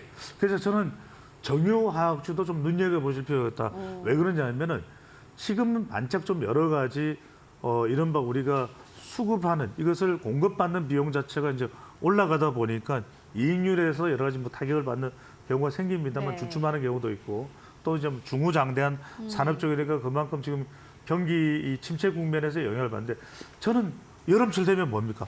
당장에 또 에너지 수요가 늘어날 수밖에 없고 그죠. 에어컨, 전기 다 여기서 출발하는 것이거든요. 그러면 저는 적어도 이런 2분기 이후부터는 실적 개선이 좀 본격화 될 수 있다. 이 부분 주목하면서 롯데케미컬이나 제가 계속 거듭 좀 거론하는 기업이 롯데케미컬이에요. 맞아요. 네. 뭐 샤인 프로젝트나 이런 부분들 SOA라고 생각 안 할 수는 없을 테고 LG화학도 마찬가지고 LG화학은 또 일단 LG 또 이 2차 전지 쪽에 이 많은 또 주식을 그죠. 지분을 가지고 있는 것도 우리가 또 생각 안 할 수는 없는 것이고 SK 이노베이션 금호석유도 저는 저점 매수 관점에서 좀 주목해서 보실 필요가 충분히 있다. 네. 그러면 사뒀는데 7월, 8월 올라가면은 차익 실현을 할 수도 있고 단기적으로 워낙 지금 그런 부분에서 개미 투자자들이 이익률이 개선되지 않을까 이런 부분을 저는 돌파구로 좀 시도를 하셔도 좋을 것 같아요. 네, 알겠습니다. 저점 매수를 할 수 있는 기업들을 잘 살펴보자. 그 안에서도 화학주를 잘 보자라는 의견 전해주셨습니다. 실질적으로 최근에 괌에도 이 국면에 있는 기업들이 대체적으로 화학 업종이었습니다. 함께 살펴보시면 좋을 것 같고요. 그리고 호실적도 기대되는 예. 좋은 종목들도 살펴봐야겠죠. 그러니까요. 제가 여러분들 어떻게 생각하십니까? H 하나도 H잖아요. L 들어가는 기업 주목하시는 말씀드렸는데 HD 현대일렉트릭 지금 목표 주가 자꾸 올라가잖아요. 그러니까요. 그다음에 한미반도체 H네 또 올라가잖아요. 그런데 이런 상황들 결과적으로는 인공지능 AI의 데이터 센터가 증가되는 그거 영향 받을 수밖에 없고 그리고 제가 무슨 말씀드려요? AI 반도체 전력량이 기존 반도체의 4배라는 말씀드렸죠. 미국이 전력 계획 설비할 수밖에 없습니다. 그죠. 그러면 HD 일렉트릭이 탄력 받을 수밖에 없다는 말씀, 한전 기술도 그렇다는 말씀드렸고요. 그러니까 L 들어가네요. 또 LS 에코에너지. 아니 제가 일부러 이렇게 하는 게 아니라니까요. LS 일렉트릭. 아니 또 H 아닌 줄 알았지. 호성중공업. 왜 이래? 그러니까 제가 말씀드린 대로 H와 L 유심히 보십시오. 아무래도 지금 전반적으로 시장 상황이라든지 한미 금리 차가 꽤 나고 있는 상황 속에서 결국에는 호실적이 계속해서 나오는 기업들이 좀 집중을 해봐야 되겠다라는 생각이 듭니다. 지금까지 배종찬 소장과 함께했습니다. 오늘도 고맙습니다. 감사합니다.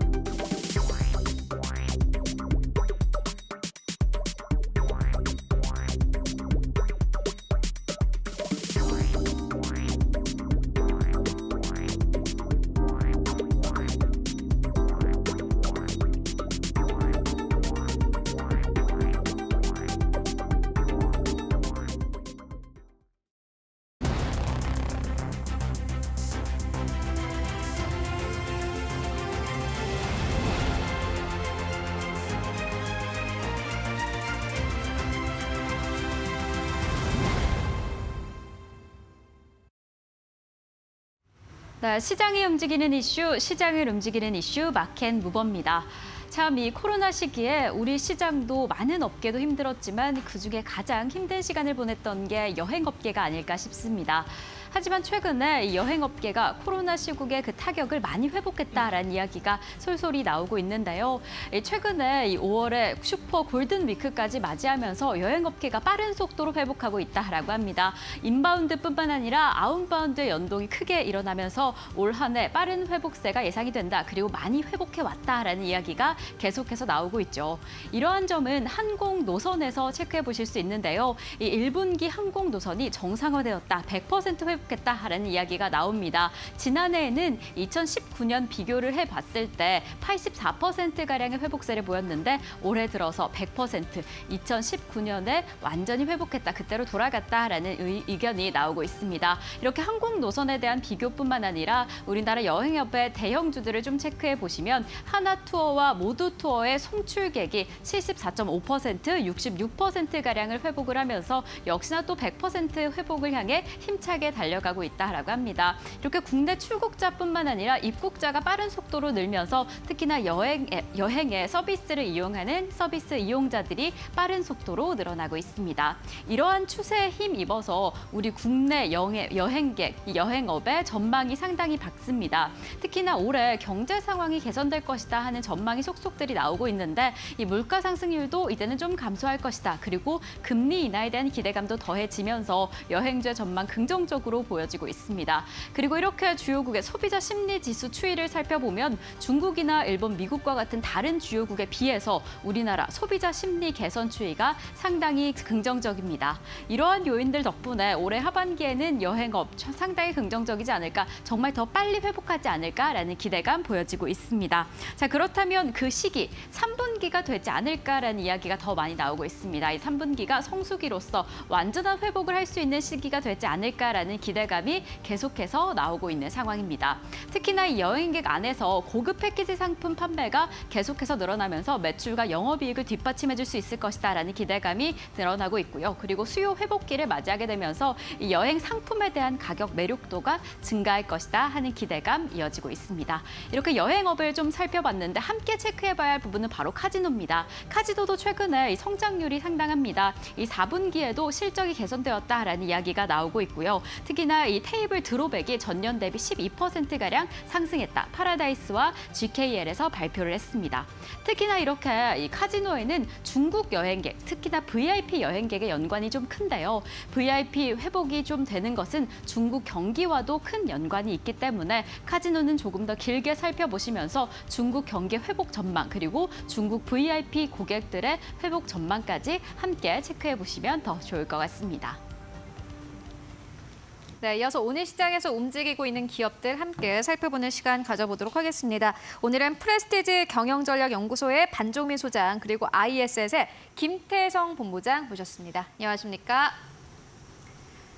네, 오늘 이렇게 두 분과 함께 오늘 시장에서 움직이고 있는 기업들 함께 살펴보고 가도록 하겠습니다. 먼저 오늘 첫 번째로 살펴볼 종목은 오늘 급등 흐름이 나오는 기업이기도 하고요. 또 수급도 아주 잘 들어오는 기업입니다. 폴라리스 오피스인데 이 기업은 반종민 소장님께서 가지고 오셨습니다. 현재 구간에서 보니까는 12% 이상 급등하면서 7,920원에서 거래가 되고 있고요. 장중한 때는 8,240원대까지 올라갔습니다. 이 기업 함께 살펴보고 가도록 하겠습니다.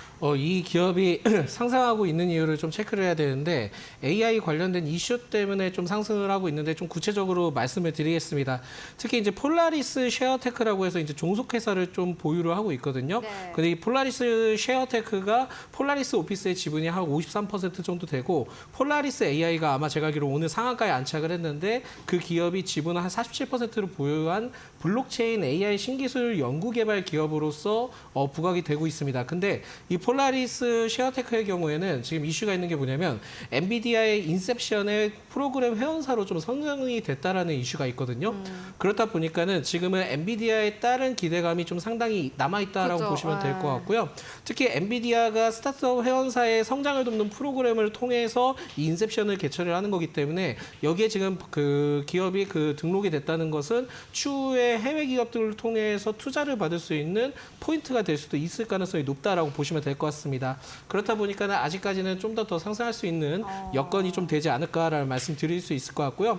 올해 들어서 이 폴라리스 오피스가 좀 여러 가지 형태를 두고 있는 게 뭐냐면 그 폴라리스 AI가 기존에 이 리노스라는 그룹이었는데 이 리노스를 그 폴라리스 그룹이 인수를 하면서 폴라리스 AI로 좀 변경이 된 겁니다. 그러다 보니까는 이 폴라리스 AI에 따른 관련된 부분들도 있기는 하지만 그 폴라리스 AI 파마에 대한 지분 인수도 좀 진행을 했던 부분들이 있기 때문에 결국은 이 폴라리스 오피스에 대한 그러니까 그룹이라고 볼 수 있는데 이 기업에 대해서는 굉장히 사업 다각화를 통해서 앞으로 좀 기대가 될 수 있다라는 말씀을 드릴 수 있을 것 같고 특히 이번에 그 폴라리스 AI 파마 지분 인수에 따라 그 제약바이오 쪽에서도 AI 분야와 같이 좀 결합을 해서 사업 다각화를 할 수 있다는 점도 중요한 포인트가 될 것 같습니다.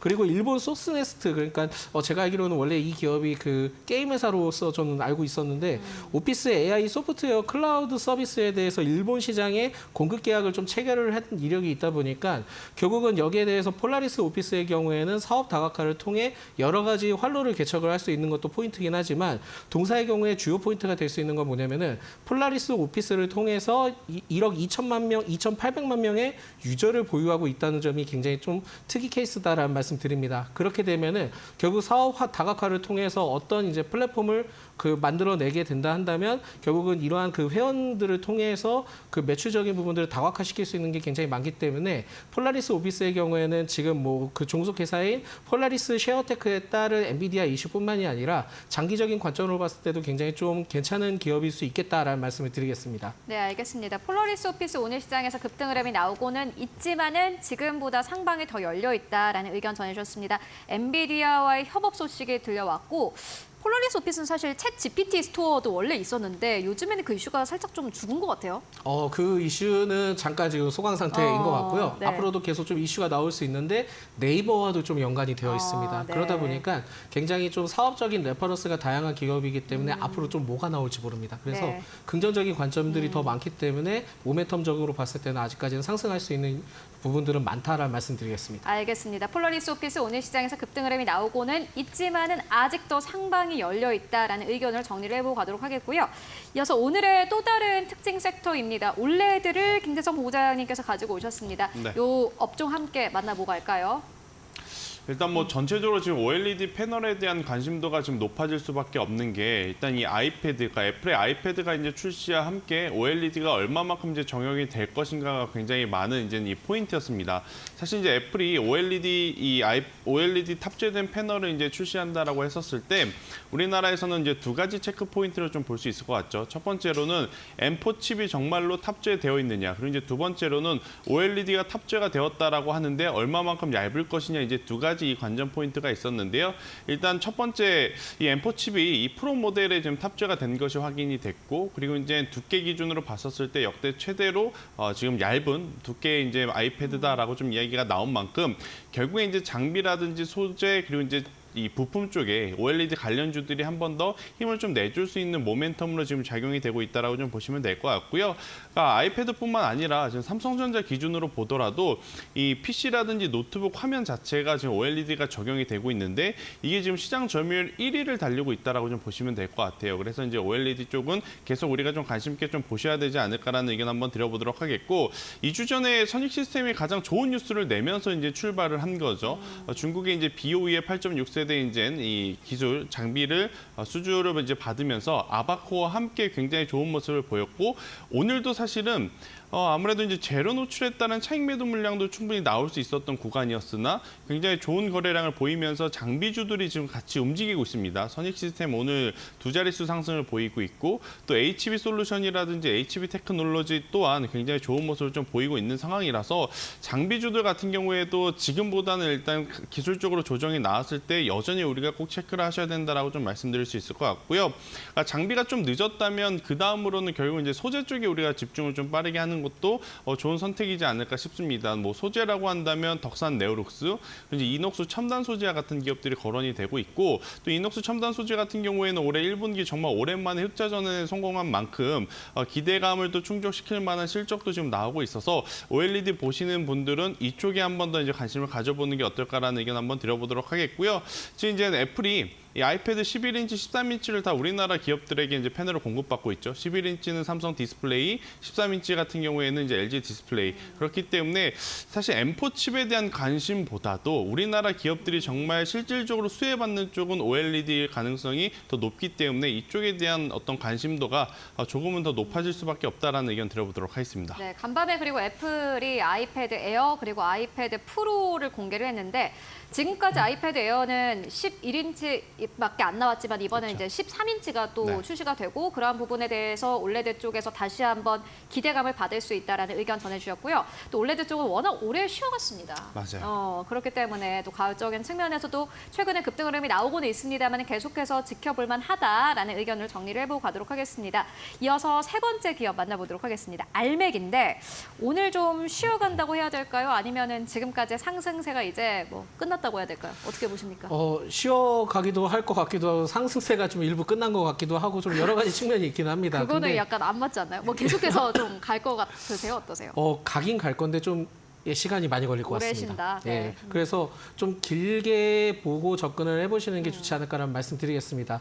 일단 저번 주 때 굉장히 좀 크게 상승을 했던 이유를 좀 찾아봐야 되는데 특히 이제 그 동사의 경우 블루오빌 SK라고 있습니다. 여기에 1,685억 규모의 그 배터리 부품 공급에 대한 그 공급 계약 체결 이슈가 부각되면서 동시에 그 미국 상무부가 그 중국, 멕시코, 베트남 등의 15개국에 미국에 수출하는 알루미늄 압출 제품에 대해서 덤핑 소지가 있다라는 예비 판정이 좀 발표가 됐기 때문에 이 동시에 이슈가 같이 부각되면서 상승을 한 거거든요. 네. 근데 이제 알맥의 경우에는 관세를 적용받지 않기 때문에 그 오히려 5개사 중에 하나로 이제 판정을 받아서 어떻게 보면은 여기에 대한 기대감이 좀 장기적으로는 있을 것 같은데 그러한 기대감보다는 역시나 이 알맥의 경우에는 작년에 이제 상장했을 때 큰 이슈였던 게 뭐냐면 전기차 관련된 부분들이 큰 이슈가 주요 포인트이기 때문에 전기차 업황이 살아나지 않는다면은 알맥이 크게 상승하기에는 아직까지 좀 시간이 많이 걸릴 수 있다는 거를 동시에 좀 체크를 하셔야 될 것 같습니다.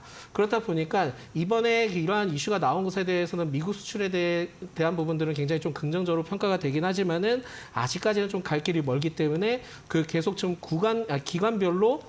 기간별로 계속 좀 분할매매 관점으로 모아가시는 전략이 필요하지 않을까라는 말씀을 드리겠고요.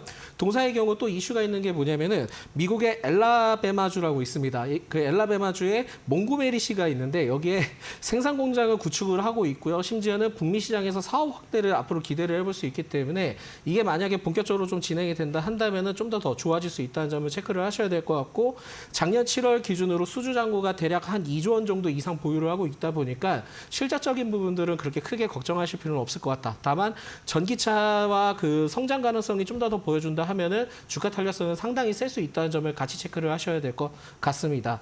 근데 이제 동사의 경우에 이제 투자 포인트가 좀 두 가지가 있기는 한데 그 상장을 했을 때 공모가가 5만 원이었습니다. 근데 지금은 공모가 아래에 지금 그 주가가 위치되어 있고 그러네요. 4만 5천 원인데 그 당시 때 상장했을 때 그 한 18만 원까지 올라갔었거든요.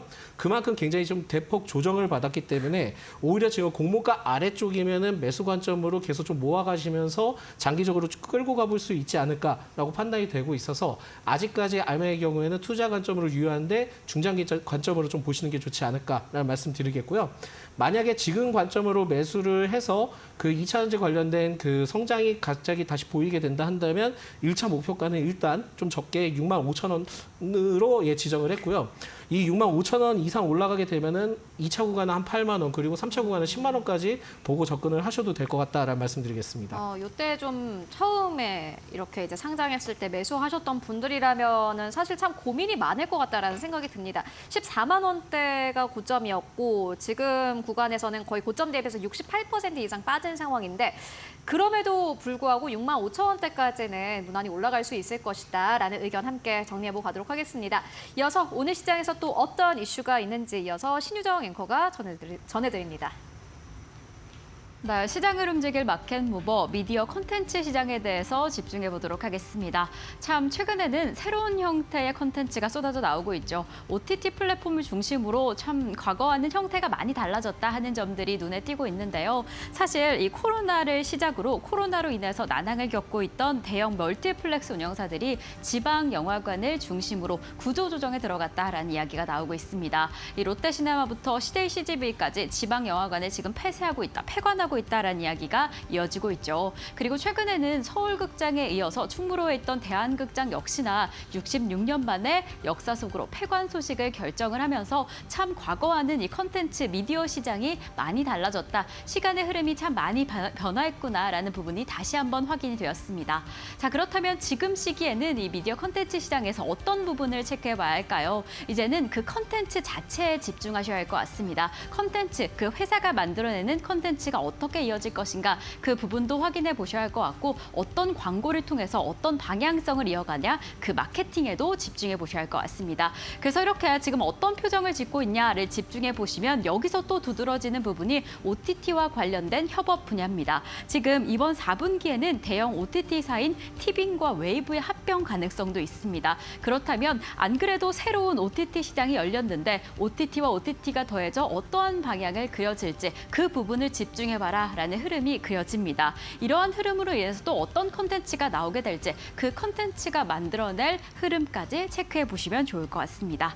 자, 이러한 시장의 흐름 속에서 각 기업들의 분위기는 어떨까요? 기업의 흐름 체크해 보도록 하겠습니다. CJ E&M 역시나 지금 4개의 기업들을 제가 가지고 왔는데 연간 영업이익 모두 상승할 것이다 라고 전망을 하고 있습니다. 지금 연간 영업이익으로 체크를 해보시면 흑자 전환이 예상이 되고요. 특히나 CJ E&M 같은 경우에는 티빙과 웨이브가 합병이 성사하게 되면 비용이 큰 폭으로 절감을 돼서 1천억 원 수준의 이익 개선이 전망이 된다라고 긴 관점으로 긍정적인 전망 나오고 있고요. 그리고 스튜디오 드래곤 컨텐츠를 내면 낼 때마다 워낙 좀 화제가 되고 있는 기업이어서 계속 집중해 보셔야 할 것 같은데 특히나 자체 기획 비중을 이제 더 늘리게 된다라고 합니다. 50% 이상 늘리게 되면 매출이 또 상당히 늘어나지 않을까 좀 장기적인 관점으로 기대가 되는 상황이고요. 그래서 2025년부터 비용 측면이 좀 절감이 되면 다시금 성장할 것이다 라는 전망 긍정적으로 보이고 있습니다. 그리고 SBS는 디즈니 플러스의 연간 새 4편가량의 드라마를 공급하겠다라는 계획을 밝혔고요. 그리고 지금 스튜디오 S와 함께 본격적으로 제작을 하면서 외형 성장을 이뤄 나갈 것이다 라는 강력한 의지를 밝혔습니다. 하지만 지금은 태양건설 이슈와 맞물려서 주가 변동성이 다소 좀 커지고 있는 상황이어서 이 부분은 당장 좀 체크를 해보셔야 할 것 같고요.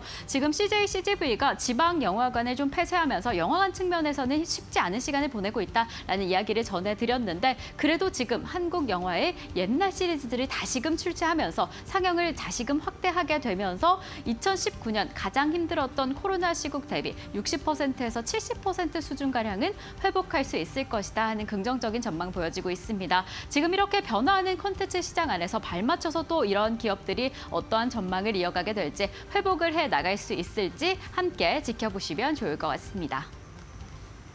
네, 이어서 뜨거운 종목들 계속해서 살펴보고 가도록 하겠습니다. 이어서 다음 종목은 펌텍코리아입니다. 이 종목도 사실 주가가 뭐 거의 한 달 만에 어마어마하게 올라오지 네. 않았습니까? 이 기업은 어떻게 보시는 건지, 어떤 관점에서 보시는 건지 궁금하거든요. 네, 일단 뭐 펌텍코리아 같은 경우에는 이제 화장품 용기를 만드는 기업이다라고 좀 보시면 될 것 같은데요. 일단 3월달에 이제 저점을 찍고 나서 현재가까지 기준으로 보면 약 30에서 35% 정도 이제 반등이 나왔다라고 좀 보시면 될 것 같은데, 일단 전체적으로 시장의 수급 분위기를 좀 살펴보면 반도체 IT가 오히려 좀 쉬어갈 때 화장품이라든지 이제 중국 소비재 관련주들이 조금 강하고 또 이쪽이 강한 날은 오히려 주도 업종이 좀 쉬어가는 날들이 많았던 것 같아요.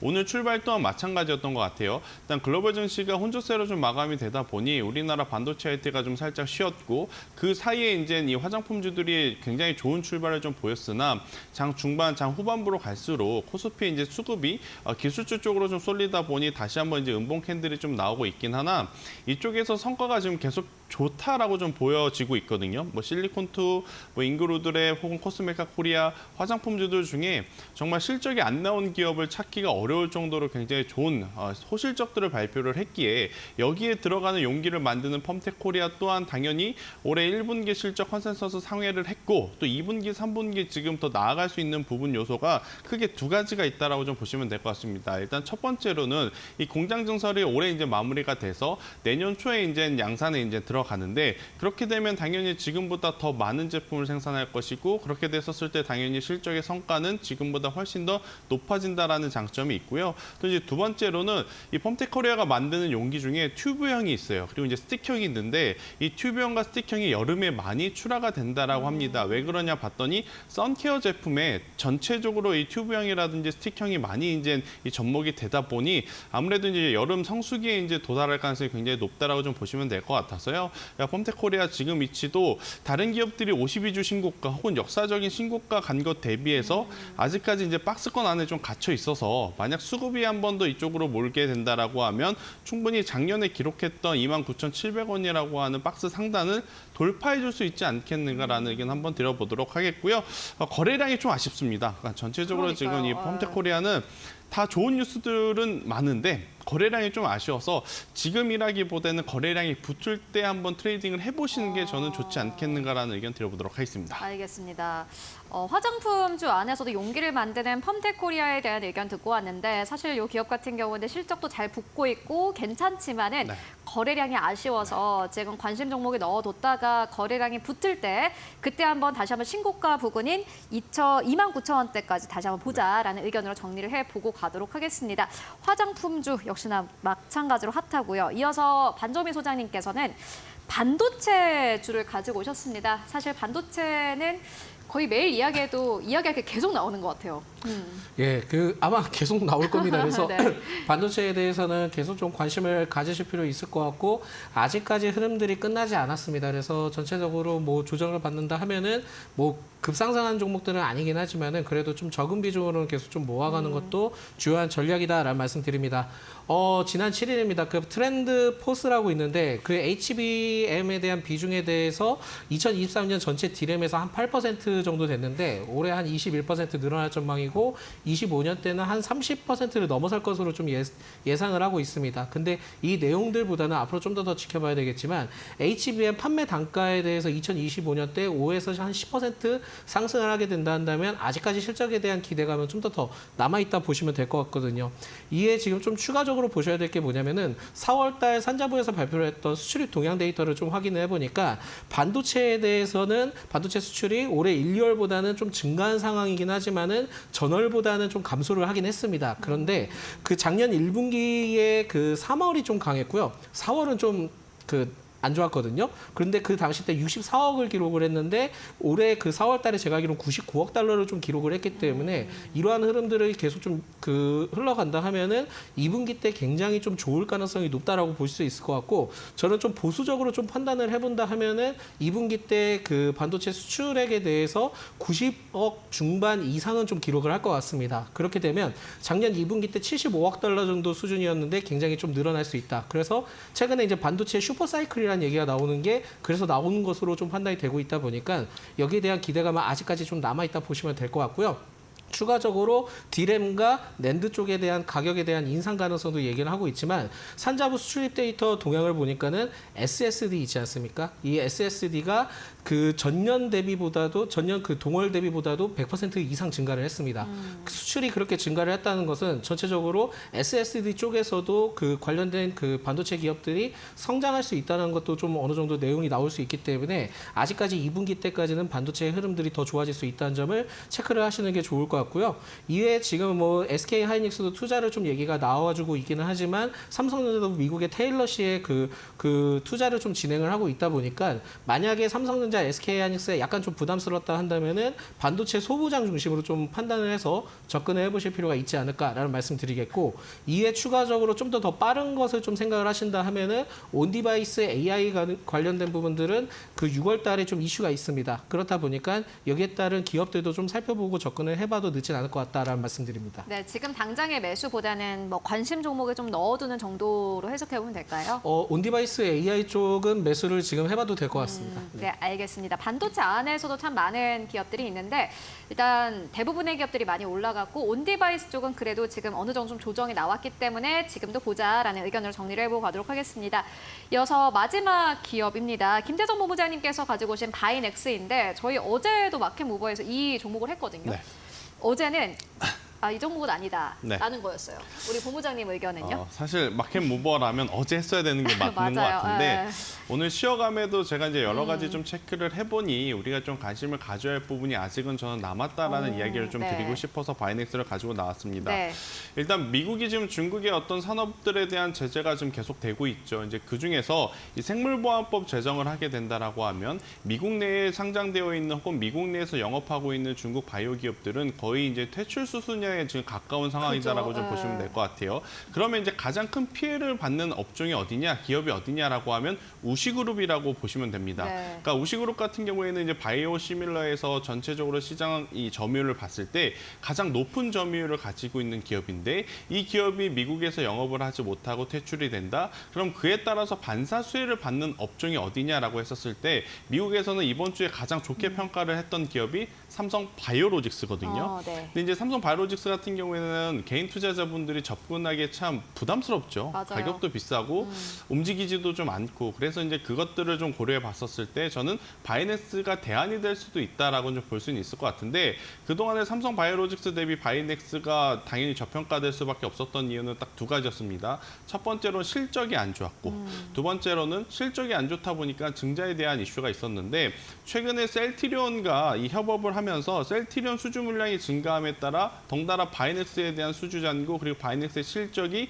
개선이 된 것이 좀 확인이 되었어요. 그래서 CMO, CDMO 관련해서 저는 뭐 여러 기업들이 있겠습니다만 현재 기준에서 바이넥스는 조금은 더 봐도 괜찮지 않을까. 지금의 주가는 많이 상승했다라기보단 기존의 실적이 나왔을 때만큼 회복이 된 부분이니 여기서 만약 실적이 조금 더 올라온다 그럼 주가도 덩달아 올라올 가능성도 저는 충분히 높다라는 의견 한번 드려보고 싶습니다. 가격 보시는 가격 있으실까요? 네, 저는 오늘의 조정이 오히려 매수의 기회로 좀 보시는 게 좋을 것 같고요.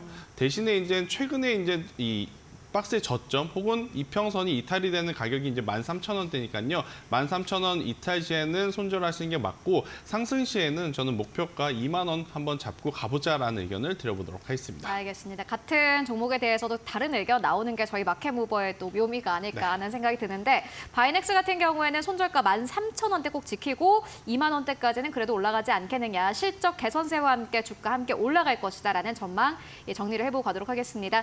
지금까지 반종민 소장 그리고 김태성 본부장과 함께했습니다. 오늘도 고맙습니다.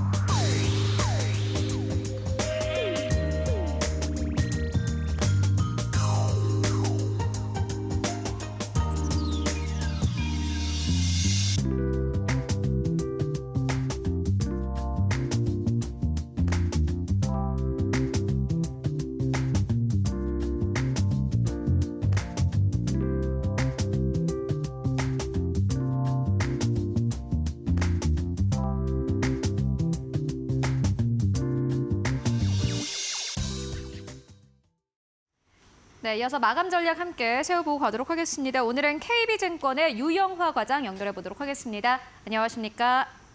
네, 안녕하십니까? 네, 과장님 오늘 시장 마감 상황 어떻게 보고 계십니까? 네, 저는 미국 시장 약한 조정이 좀 나오면서 국내 증시도 오늘 하루는 조금 쉬어가는 흐름 보여주고 있는데요. 장에 강세 보이는 종목은 PI 첨단 소재 특징적으로 좀 상승을 하는 것 같습니다. PI 첨단 소재 1분기 예상 매출액은 518억 원인데요. 영업이익은 25억 원으로 YOY 각각 22%가 흑자로 전환을 했습니다. 다만 시장 예상치보다는 하회를 했는데요. 그럼에도 불구하고 실적이 개선되는 모습을 나타낸 부분이 강세의 요인이라고 보시면 좋을 것 같습니다. 글로벌 스마트폰 출하량의 점진적 회복으로 1분기에 체결한 방열 시트용 공급 계약이 반영이 되면서 2분기부터는 가파른 수익성 개선이 예상되는 상황이고요. 일단 약한 시장에서 강세를 보이는 섹터는 조선 기자재도 좀 긍정적인 것 같은데요. 하나오션과 하나엔진의 1분기 실적 턴어라운드로 조선업종 전반에 대한 긍정적인 실적 전망이 시장에 반영이 되고 있는 상황이라고 보시면 좋을 것 같고 대부시스터즈 같은 경우도 7개분기 연속 적자 이후에 올해 1분기 흑자 전환했다라는 소식에 게임 업종 전반에 좀 긍정적인 영향을 주고 있는 것 같고요. 폴라리스 오피스 같은 경우도 강세 보이고 있는데 종속 회사가 엔비디아 인셉션 회원사로 선정됐다는 소식에 좀 긍정적인 흐름 보여주는 것 같습니다. 네, 그렇다면은 이러한 시장 속에 오늘 보시는 기업 있으실까요? 네, 저는 화장품 쪽 좀 긍정적으로 보시면 좋을 것 같은데요. 원래 이제 중소형 브랜드사들이 잘 나갔었는데 아모레퍼시픽 1분기 실적이 좀 특징적이어서 좀 보시면 좋을 것 같아요. 1분기 영업이익 727억 원으로 컨센서스 크게 상회한 실적 나타냈고요. 1분기 실적 발표 후에 시장의 반응이 되게 중요한 건데 커버하는 증권사 올TP 상향을 했습니다. 일단 해외 매출은 중화권은 YOY로 19% 역성장했지만 서구권은 42% 성장을 했습니다. 동사 주가 방향성의 키포인트는 5월부터 반영될 코스알엑스의 연결 실적인데요. 코스알엑스 1분기 매출이 1,563억 원, 영업이익 600억 원 정도 수준 예상을 하고 있고요. 영업이익률도 한 30% 중반 수준 예상이 되기 때문에 올해 전반으로 봤을 때 1,600억은 반영이 될 것으로 판단이 됩니다. 여기에 회사 자체에서도 기존보다 굉장히 공격적으로 가이던스 제시를 하고 있기 때문에 아마 증권사 컨센은 상향이 조정이 될 가능성이 높다라고 보고 있고요. 현재 서구권향 성장이 좋은 브랜드사를 찾으신다면 아모레퍼시픽이 좀 적합하지 않을까 보고 있고요. 최근에 가격 상승이 가파르게 보여졌지만 단기적 눌림목 나온다면 기회가 있을 수 있다라고 보고 있습니다. 목표가는 20만 원, 손절가 14만 5천 원 제시해드리도록 하겠습니다. 눌림목 나오면은 아모레퍼시픽 공략해보자라는 의견으로 정리해보고 가도록 하겠습니다. 오늘도 말씀 고맙습니다. 네, 감사합니다.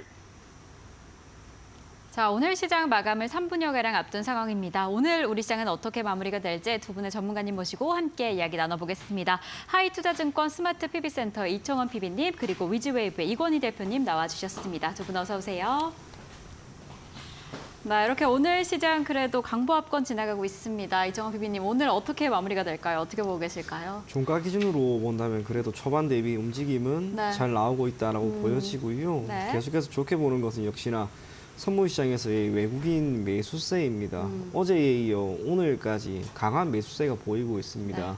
내일 옵션 만기인데요. 만약 오늘과 같은 이러한 수급이 장 마감 이제 얼마 안 남았으니까 사실상 이탈을 하지 않는다면 오늘 시장이 약간의 이렇게 움츠리고 있던 게 터져버릴 수도 있지 않을까 그리 보여집니다. 코스피는 상단이 240일 기준 신고가가 2,779.40포인트인데요. 지금 기준으로 약 35% 정도가 남아 있습니다. 개인적으로 우리가 내일 이걸 돌파하는 부분에 대해서 한번 기대를 해도 괜찮을 만한 그런 수급과 시장 흐름이다라고 보여지기 때문에 시장은 내일 한번 기대를 해보실 것을 권해드리겠고요. 반도체 쪽이 약간의 눌림이 발생한다 하더라도 중기나 장기적인 관점에서 반도체만큼 좋은 섹터는 아마 없을 것으로 보입니다. 그래서 반도체 위주로 여러분들이 계속 포트폴리오를 꾸려 나간다면 좋은 결과 있지 않을까 그리 생각이 됩니다. 네, 아무래도 내일이 옵션 만기일인 만큼 변동성 어떻게 이어지게 될지 체크해 보시면 좋을 것 같고 대표님은 어떻게 보실까요? 오늘 어떻게 마무리가 될까요? 일단 오늘 시장이 조금 초반에는 네. 오전장만 하더라도 방향성이 좀 애매했죠. 네. 분명히 외국인들이 선물은 사고 있는데 시장은 빠지고 있고 오히려 코스닥은 좀 매도가 많아지면서 하락폭이 컸었는데 한 2시 정도부터 한 오후장 들어서면서부터 코스닥도 이제 낙폭을 많이 하기 시작했고요. 네. 그 이유는 외국인들이 좀 사면서 이랬다라고 보시면 될 것 같고요. 사실은 특별한 수급은 없었던 장세라고 보고 있습니다. 하지만 선물로 지금 시장을 받쳐주고 있는 시장. 그다음에 좀 특별하게 이제 전력 설비주라든지 게임주 이런 종목들 조선 기자재들 중심으로 섹터 중심으로 좀 돌았죠 오늘. 그래서 이런 섹터 중심의 시장이 이어지고 있는 거는 지수가 묶여 있기 때문에 삼성전자 하이닉스가 쉬는 사이에 딱 다른 종목들이 좀 올라오는 모습이고요. 일부 이제 삼성전자 하이닉스가 쉬면 또 반도체 장비 종목들이 안 좋았었는데 오늘은 그래도 그런 종목들이 좀 올라왔다라고 보시면 될 것 같습니다. 네, 이렇게 오늘 양시장 외국인의 매수세도 오후장부터 들어오고 있고 특히나 선물 수급이 들어오면서 지수를 지지해주는 상황입니다. 지금 어떠한 상황으로 거래를 마칠 준비하고 있는지 지금 양시장의 지수 체크를 해보겠습니다. 코스피 오늘 보합권에서 계속해서 등락을 거듭했는데 그래도 이 시점 기준으로 0.31% 상승하며 2,742선 지켜주고 있습니다. 코스닥도 오후장에서 강보합 전환을 했습니다. 0.14% 상승하며 872선 지나가고 있습니다. 수급 동향은 어떠할지 바로 체크를 해보겠습니다. 외국인 과 기관 투자자 동반 매수세가 확인이 되면서 오늘 지수를 지지해주고 있습니다. 코스닥 시장도 체크를 해볼까요? 코스닥 시장 안에서는 외국인과 기관 투자자 동반 매도세 보이면서 오늘 시장 마감을 하고 있습니다. 그럼 오늘 시장 마감하겠습니다.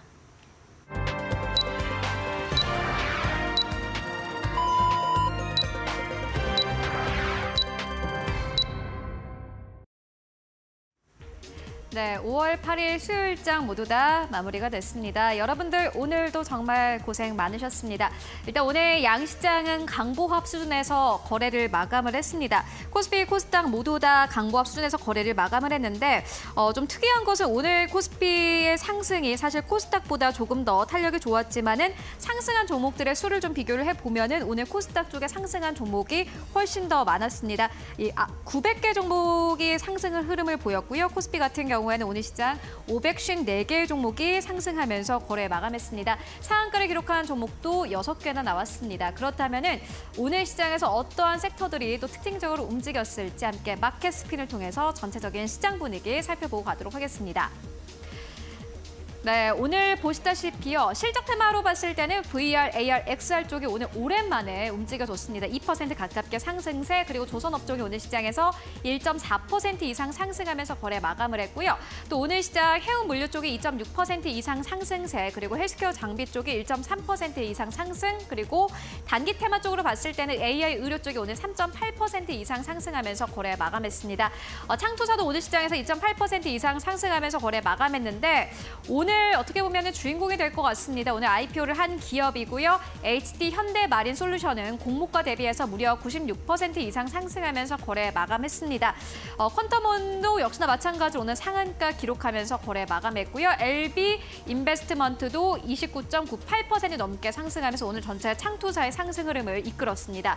이뿐만이 아니라 폴라리스 AI도 오늘 상한가를 기록을 했고요. 폴라리스 AI 파마도 역시나 마찬가지로 22% 넘게 급등하면서 거래 마감했습니다. 엔비디아의 파트너십 소식과 함께 관련 종목들이 움직였고 이뿐만이 아니라 오늘 업종별로 봤을 때는 유통과 상사 쪽이 오늘 시장에서 2.5% 이상 상승세, 그리고 오늘 대형주 쪽으로 봤을 때는 금융 쪽이 1% 이상 강세 흐름을 보이면서 거래를 마쳤습니다. 일단 오늘 시장에서 꽤나 강세 보인 업종 많았습니다. 그렇다면 지수는 어느 정도에서 마감했을지 지수 마감 상황 함께 만나보시죠. 네, 오늘 양시장 모두 다 상승하면서 거래 마감했습니다. 코스피 지수는 0.38% 넘게 상승하면서 2,745선에서 거래 마감했고요. 오늘 코스닥 지수가 0.13% 강보합권 872선에서 거래 마감했습니다. 어제 이 종가 대비해서 코스닥 지수는 1포인트밖에 차이가 나지 않습니다. 코스피 200도 오늘 시장에서 0.3% 상승세. 다만 코스피가 이제 어제장 대비해서 10포인트 이상 올라오면서 2,700선 위로 완전히 안착이 됐습니다. 오늘 시장에서 2,740선까지 올라왔는데 박스권 안에서는 상단에 위치해 있기 때문에 지금보다 더 올라갈 수 있겠느냐라는 대해서는 의문을 현재 품고 있는 투자자들 많습니다. 그렇다면 오늘 시장 1위권부터 5위권까지 대형주들의 흐름은 어땠을지 함께 만나보시죠. 어제 강세 흐름을 보였던 IT 투톱 기업들이 오늘 시장에선 좀 쉬어갔습니다. 삼성전자, SK하이닉스 하락하면서 거래 마감했고요. 다만 SK하이닉스 오늘 시장에서 양봉으로 거래 마감했네요. 0.89% 하락하면서 17만 8천 원대, 삼성전자는 8만 1,300원대에서 거래 마감했습니다. LG엔솔, 강보합권, 삼성바로직스 오늘 시장에서 0.7% 상승하면서 79만 1천 원대까지 올라오면서요. 오늘 78만 원대에서 삼성바로직스 79만 원대까지 진입 나왔습니다. 6위권부터 10위권까지는 어떨까요? 함께 만나보시죠. 그리고 오늘 네이버 같은 경우에는 사실 최근에 실적 발표 이후로 주가가 계속해서 하락 흐름을 나타내고 있는 상황인데 앞서서 라인 야후의 최고 경영자가 네이버 위탁을 숫자적으로 종료하겠다. 기술 독립을 추진하겠다라는 의견을 냈습니다. 네이버는 최근에 실적 발표를 통해서 우리가 라인과 관련된 이슈는 계속해서 좀 봐야 된다. 하지만은 사실 일본 쪽의 압박을 받고 있는 것이 사실이고 우리가 이 정부와 함께 계속해서 협력해 나가겠다라는 의견을 밝혔는데 이러한 발언이 나왔습니다. 일단 장 마감 이후에 나온 발언이기 때문에 내일장에서 어떻게 반영이 되는지를 잘 살펴보시는 게 중요해 보입니다. 특히나 네이버가 라인이 네이버 안에서 차지하고 있는 매출 비중이 꽤 크기 때문에 이러한 부분들이 또 실적 타격에는 어느 정도가 될지 증권사의 커멘트도 꼭 함께 체크해 보실 필요가 있을 것 같고요. 기아 같은 경우에는 오늘 강보합권 11만 6천 원대에서 거래 마감했고 셀트리온은 강보합권 그리고 KB금융이 5% 이상 강세를 보이면서 거래 마감했습니다. 11위권부터 15위권으로 가서 네이버의 마감 종가까지 함께 살펴보고 가도록 하겠습니다. 네, 오늘 네이버 같은 경우는 2% 이상 하락하면서 거래를 마쳤습니다. 오늘 시장에서 19만 원대도 약간 위태한 상황에서 거래를 마감을 했는데 일단 라인 야후의 CEO가 이렇게 발언을 했기 때문에 내일장에서 분명히 타격이 있을 것으로 전망이 됩니다. 꼭 함께 확인해 보시고요. 코스닥 1위권부터 5위권까지 흐름은 어땠을까요? 함께 만나보시죠. 네, 오늘 코스닥 1위권부터 5위권까지 에코프로가 오늘 시장에서 0.6% 상승세, HLB가 2.6% 이상 상승세 10만 6,900원대에서 거래 마감했고요. 엔캠이 3.4% 이상 상승하면서 26만 8,500원대까지 올라오면서 오늘 엔캠은 25만 원대에서 26만 원대를 뚫어내면서 거래 마감했습니다. 6위권부터 10위권까지 만나보시죠.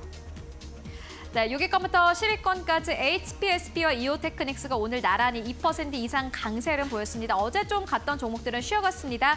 리노공업 오늘 시장에서 1% 하락세, 다만 어제 오르지 못했던 종목들이 오늘 시장에서 강세를 보였고요.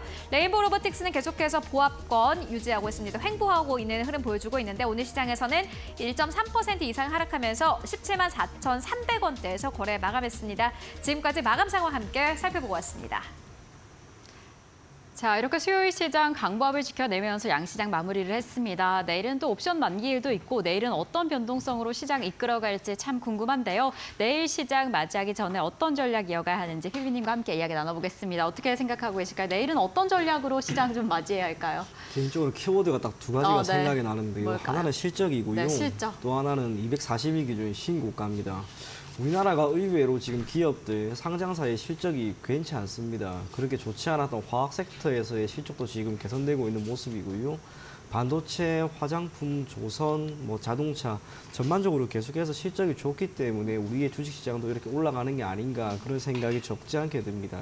이러한 상황이라면 당연히 실적이 더 좋게 나오고 시장도 지금 좋습니다. 그렇다면 240일 기준 신고가를 경신하는 기업들은 앞으로 계속해서 나오는 게 당연히 정상이 아닌가 그리 보여지고요.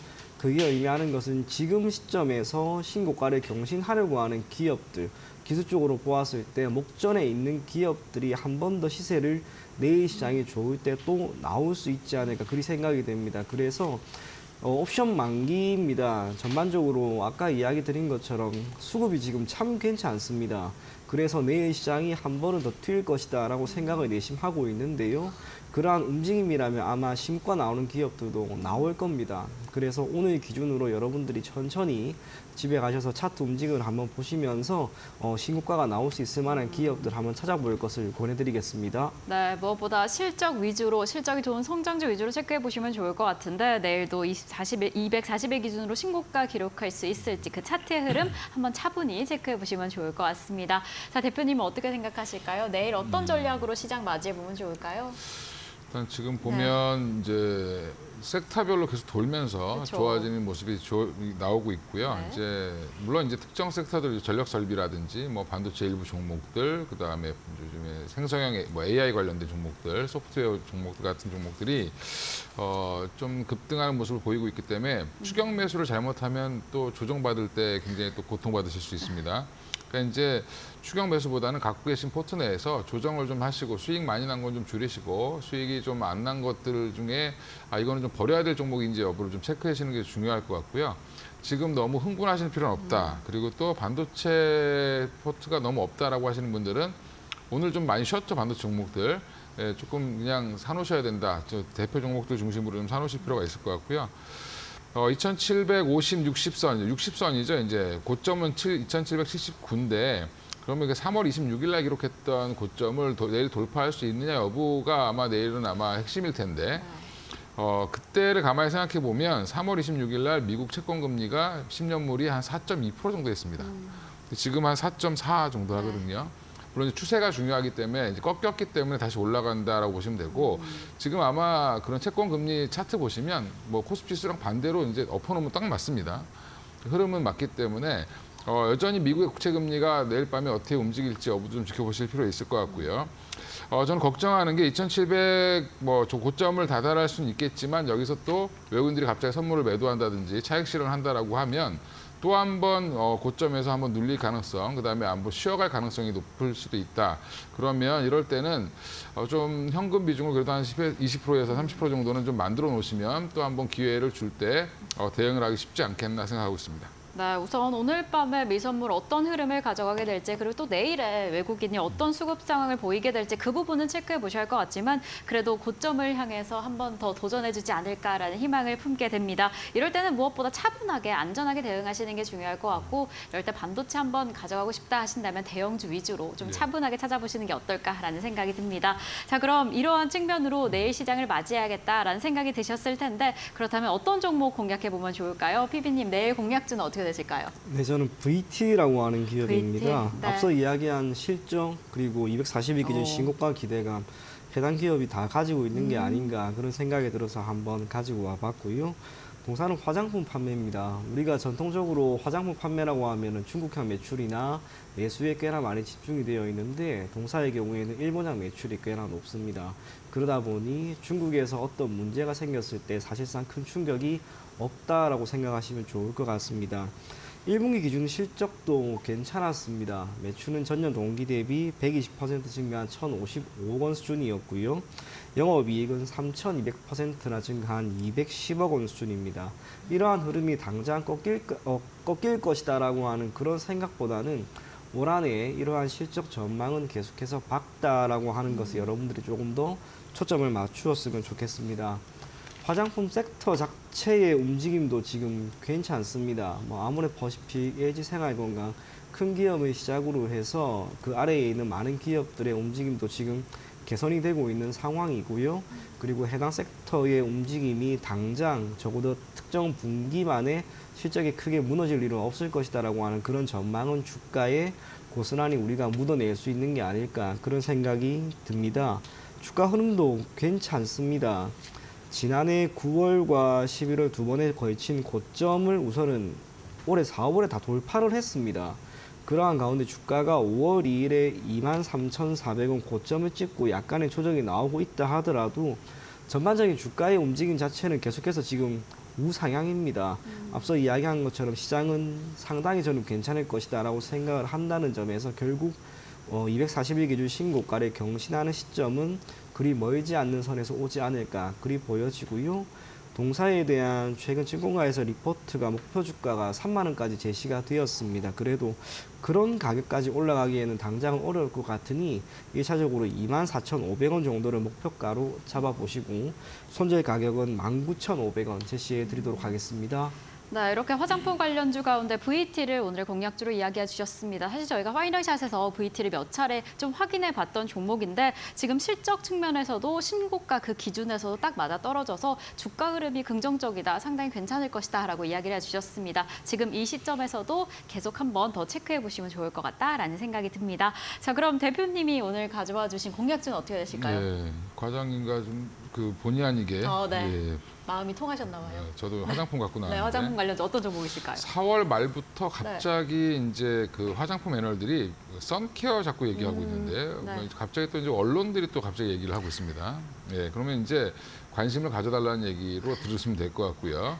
일단 그 중에 이제 잉그로드랩이 가장 얘기가 많이 나오곤 있는데 그 종목은 좀 단기에 좀 많이 오른 것 같아서 선진 뷰티 사이언스라는 종목을 갖고 나왔고요.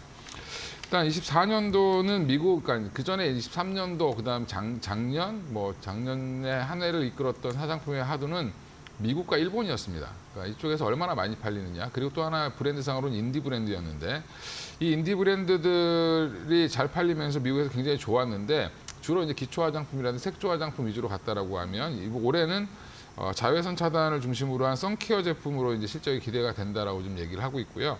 특히 이제 미국 시장에 진입한 회사들이 많이 없습니다. 그 이유가 뭐냐면 자외선 차단제 같은 경우는 미국은 FDA 승인을 받아야 되는데 의약품으로 돼 있습니다. 일반 의약품으로 돼 있어서 이 승인을 받지 못한 기업들은 팔고 싶어도 못 판다라는 게 가장 중요한 거고요. 그 중에 이제 선진 뷰티 사이언스는 2019년에 이미 이제 그런 승인을 득해놓은 회사고요. 그래서 FDA 승인을 받은 기업이어서 자외선 차단제 원료를 납품할 수 있다는 부분이 강점이다라고 생각하시면 되고요. 물론 그 외에도 화장품 원료 여러 가지 납품하고 있는데 향후에 이제 미국 선케어 제품의 확대 수혜 기업으로 보시면 되고 공모가가 2021년 상장했을 때 1월에 상장했는데 11,500원이었습니다. 근데 지금 9,220원이니까 공모가보다도 하회하고 있고요. 그러면 회사가 되게 안 좋았냐? 상장 이후에 실적은 계속 우상향하고 있는데도 불구하고 주가는 바닥권에 있다라는 부분이 조금 더 매력적이다. 주가가 싼 게 매력적이다라고 보이고요.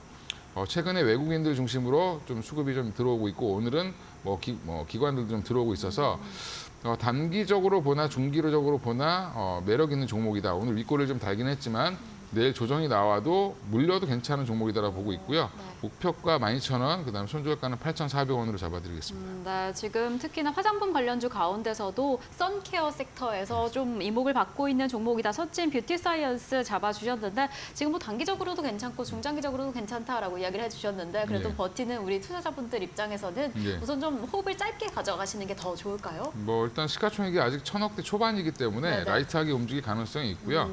근데 올라가기 시작하면 최근에 거래량이 터졌습니다. 네. 4월 한 15일, 18일, 16일부터 거래량이 갑자기 급증을 했는데 최근에 거래량이 터졌다는 거는 시장에 이제 어떻게 보면 다시 한번 관심을 받기 시작했다.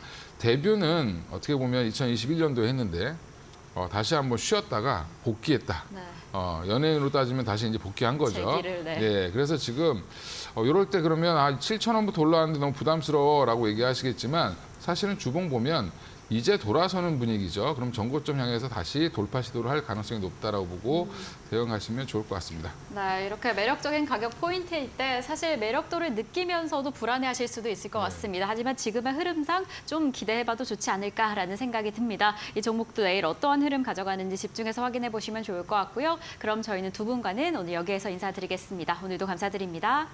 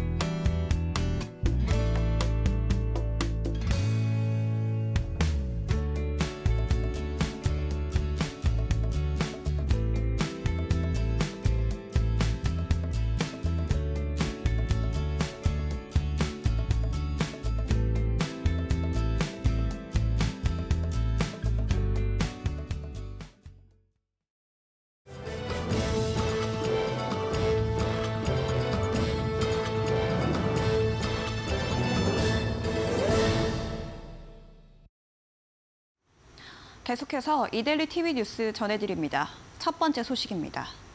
5대 시중은행의 개인 사업자 대출 연체 규모가 1조 원을 넘어섰습니다.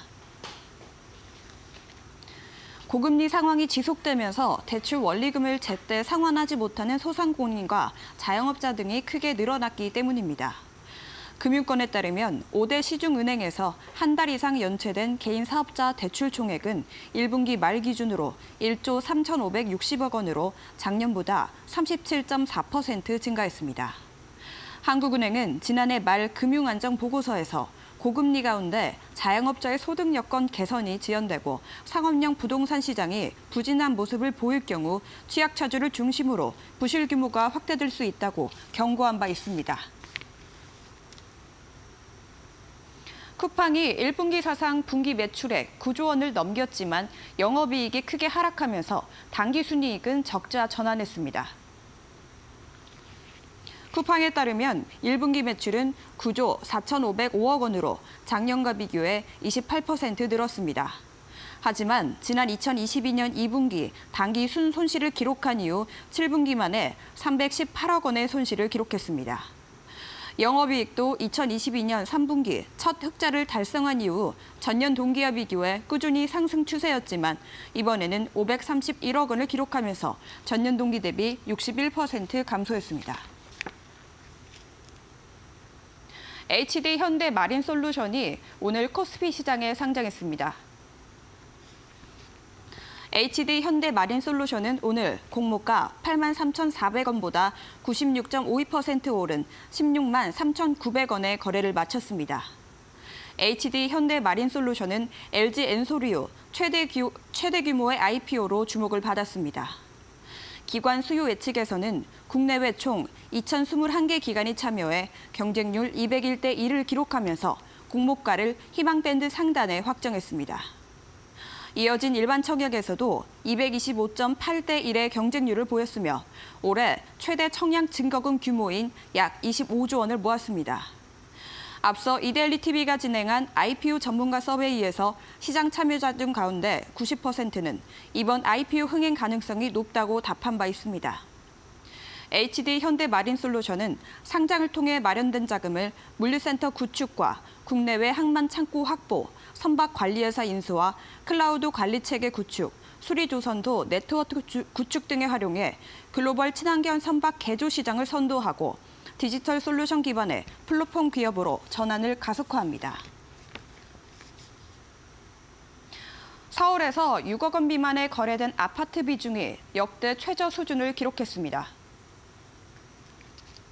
국토부에 따르면 올해 1분기 서울 아파트 매매 거래 9,314건 가운데 6억 원 미만 아파트 거래량은 23.5%를 차지했습니다.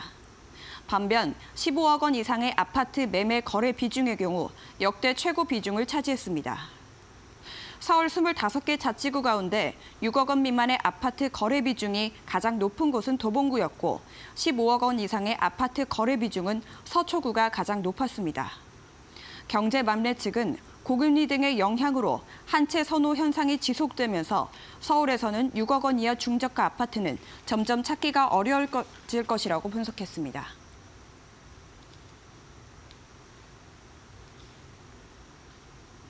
지금까지 이데일리TV 뉴스였습니다. 네, 오늘 저희가 준비한 소식은 여기까지입니다. 저희는 내일도 든든하게 함께하겠습니다. 시청해주신 여러분 모두 고맙습니다.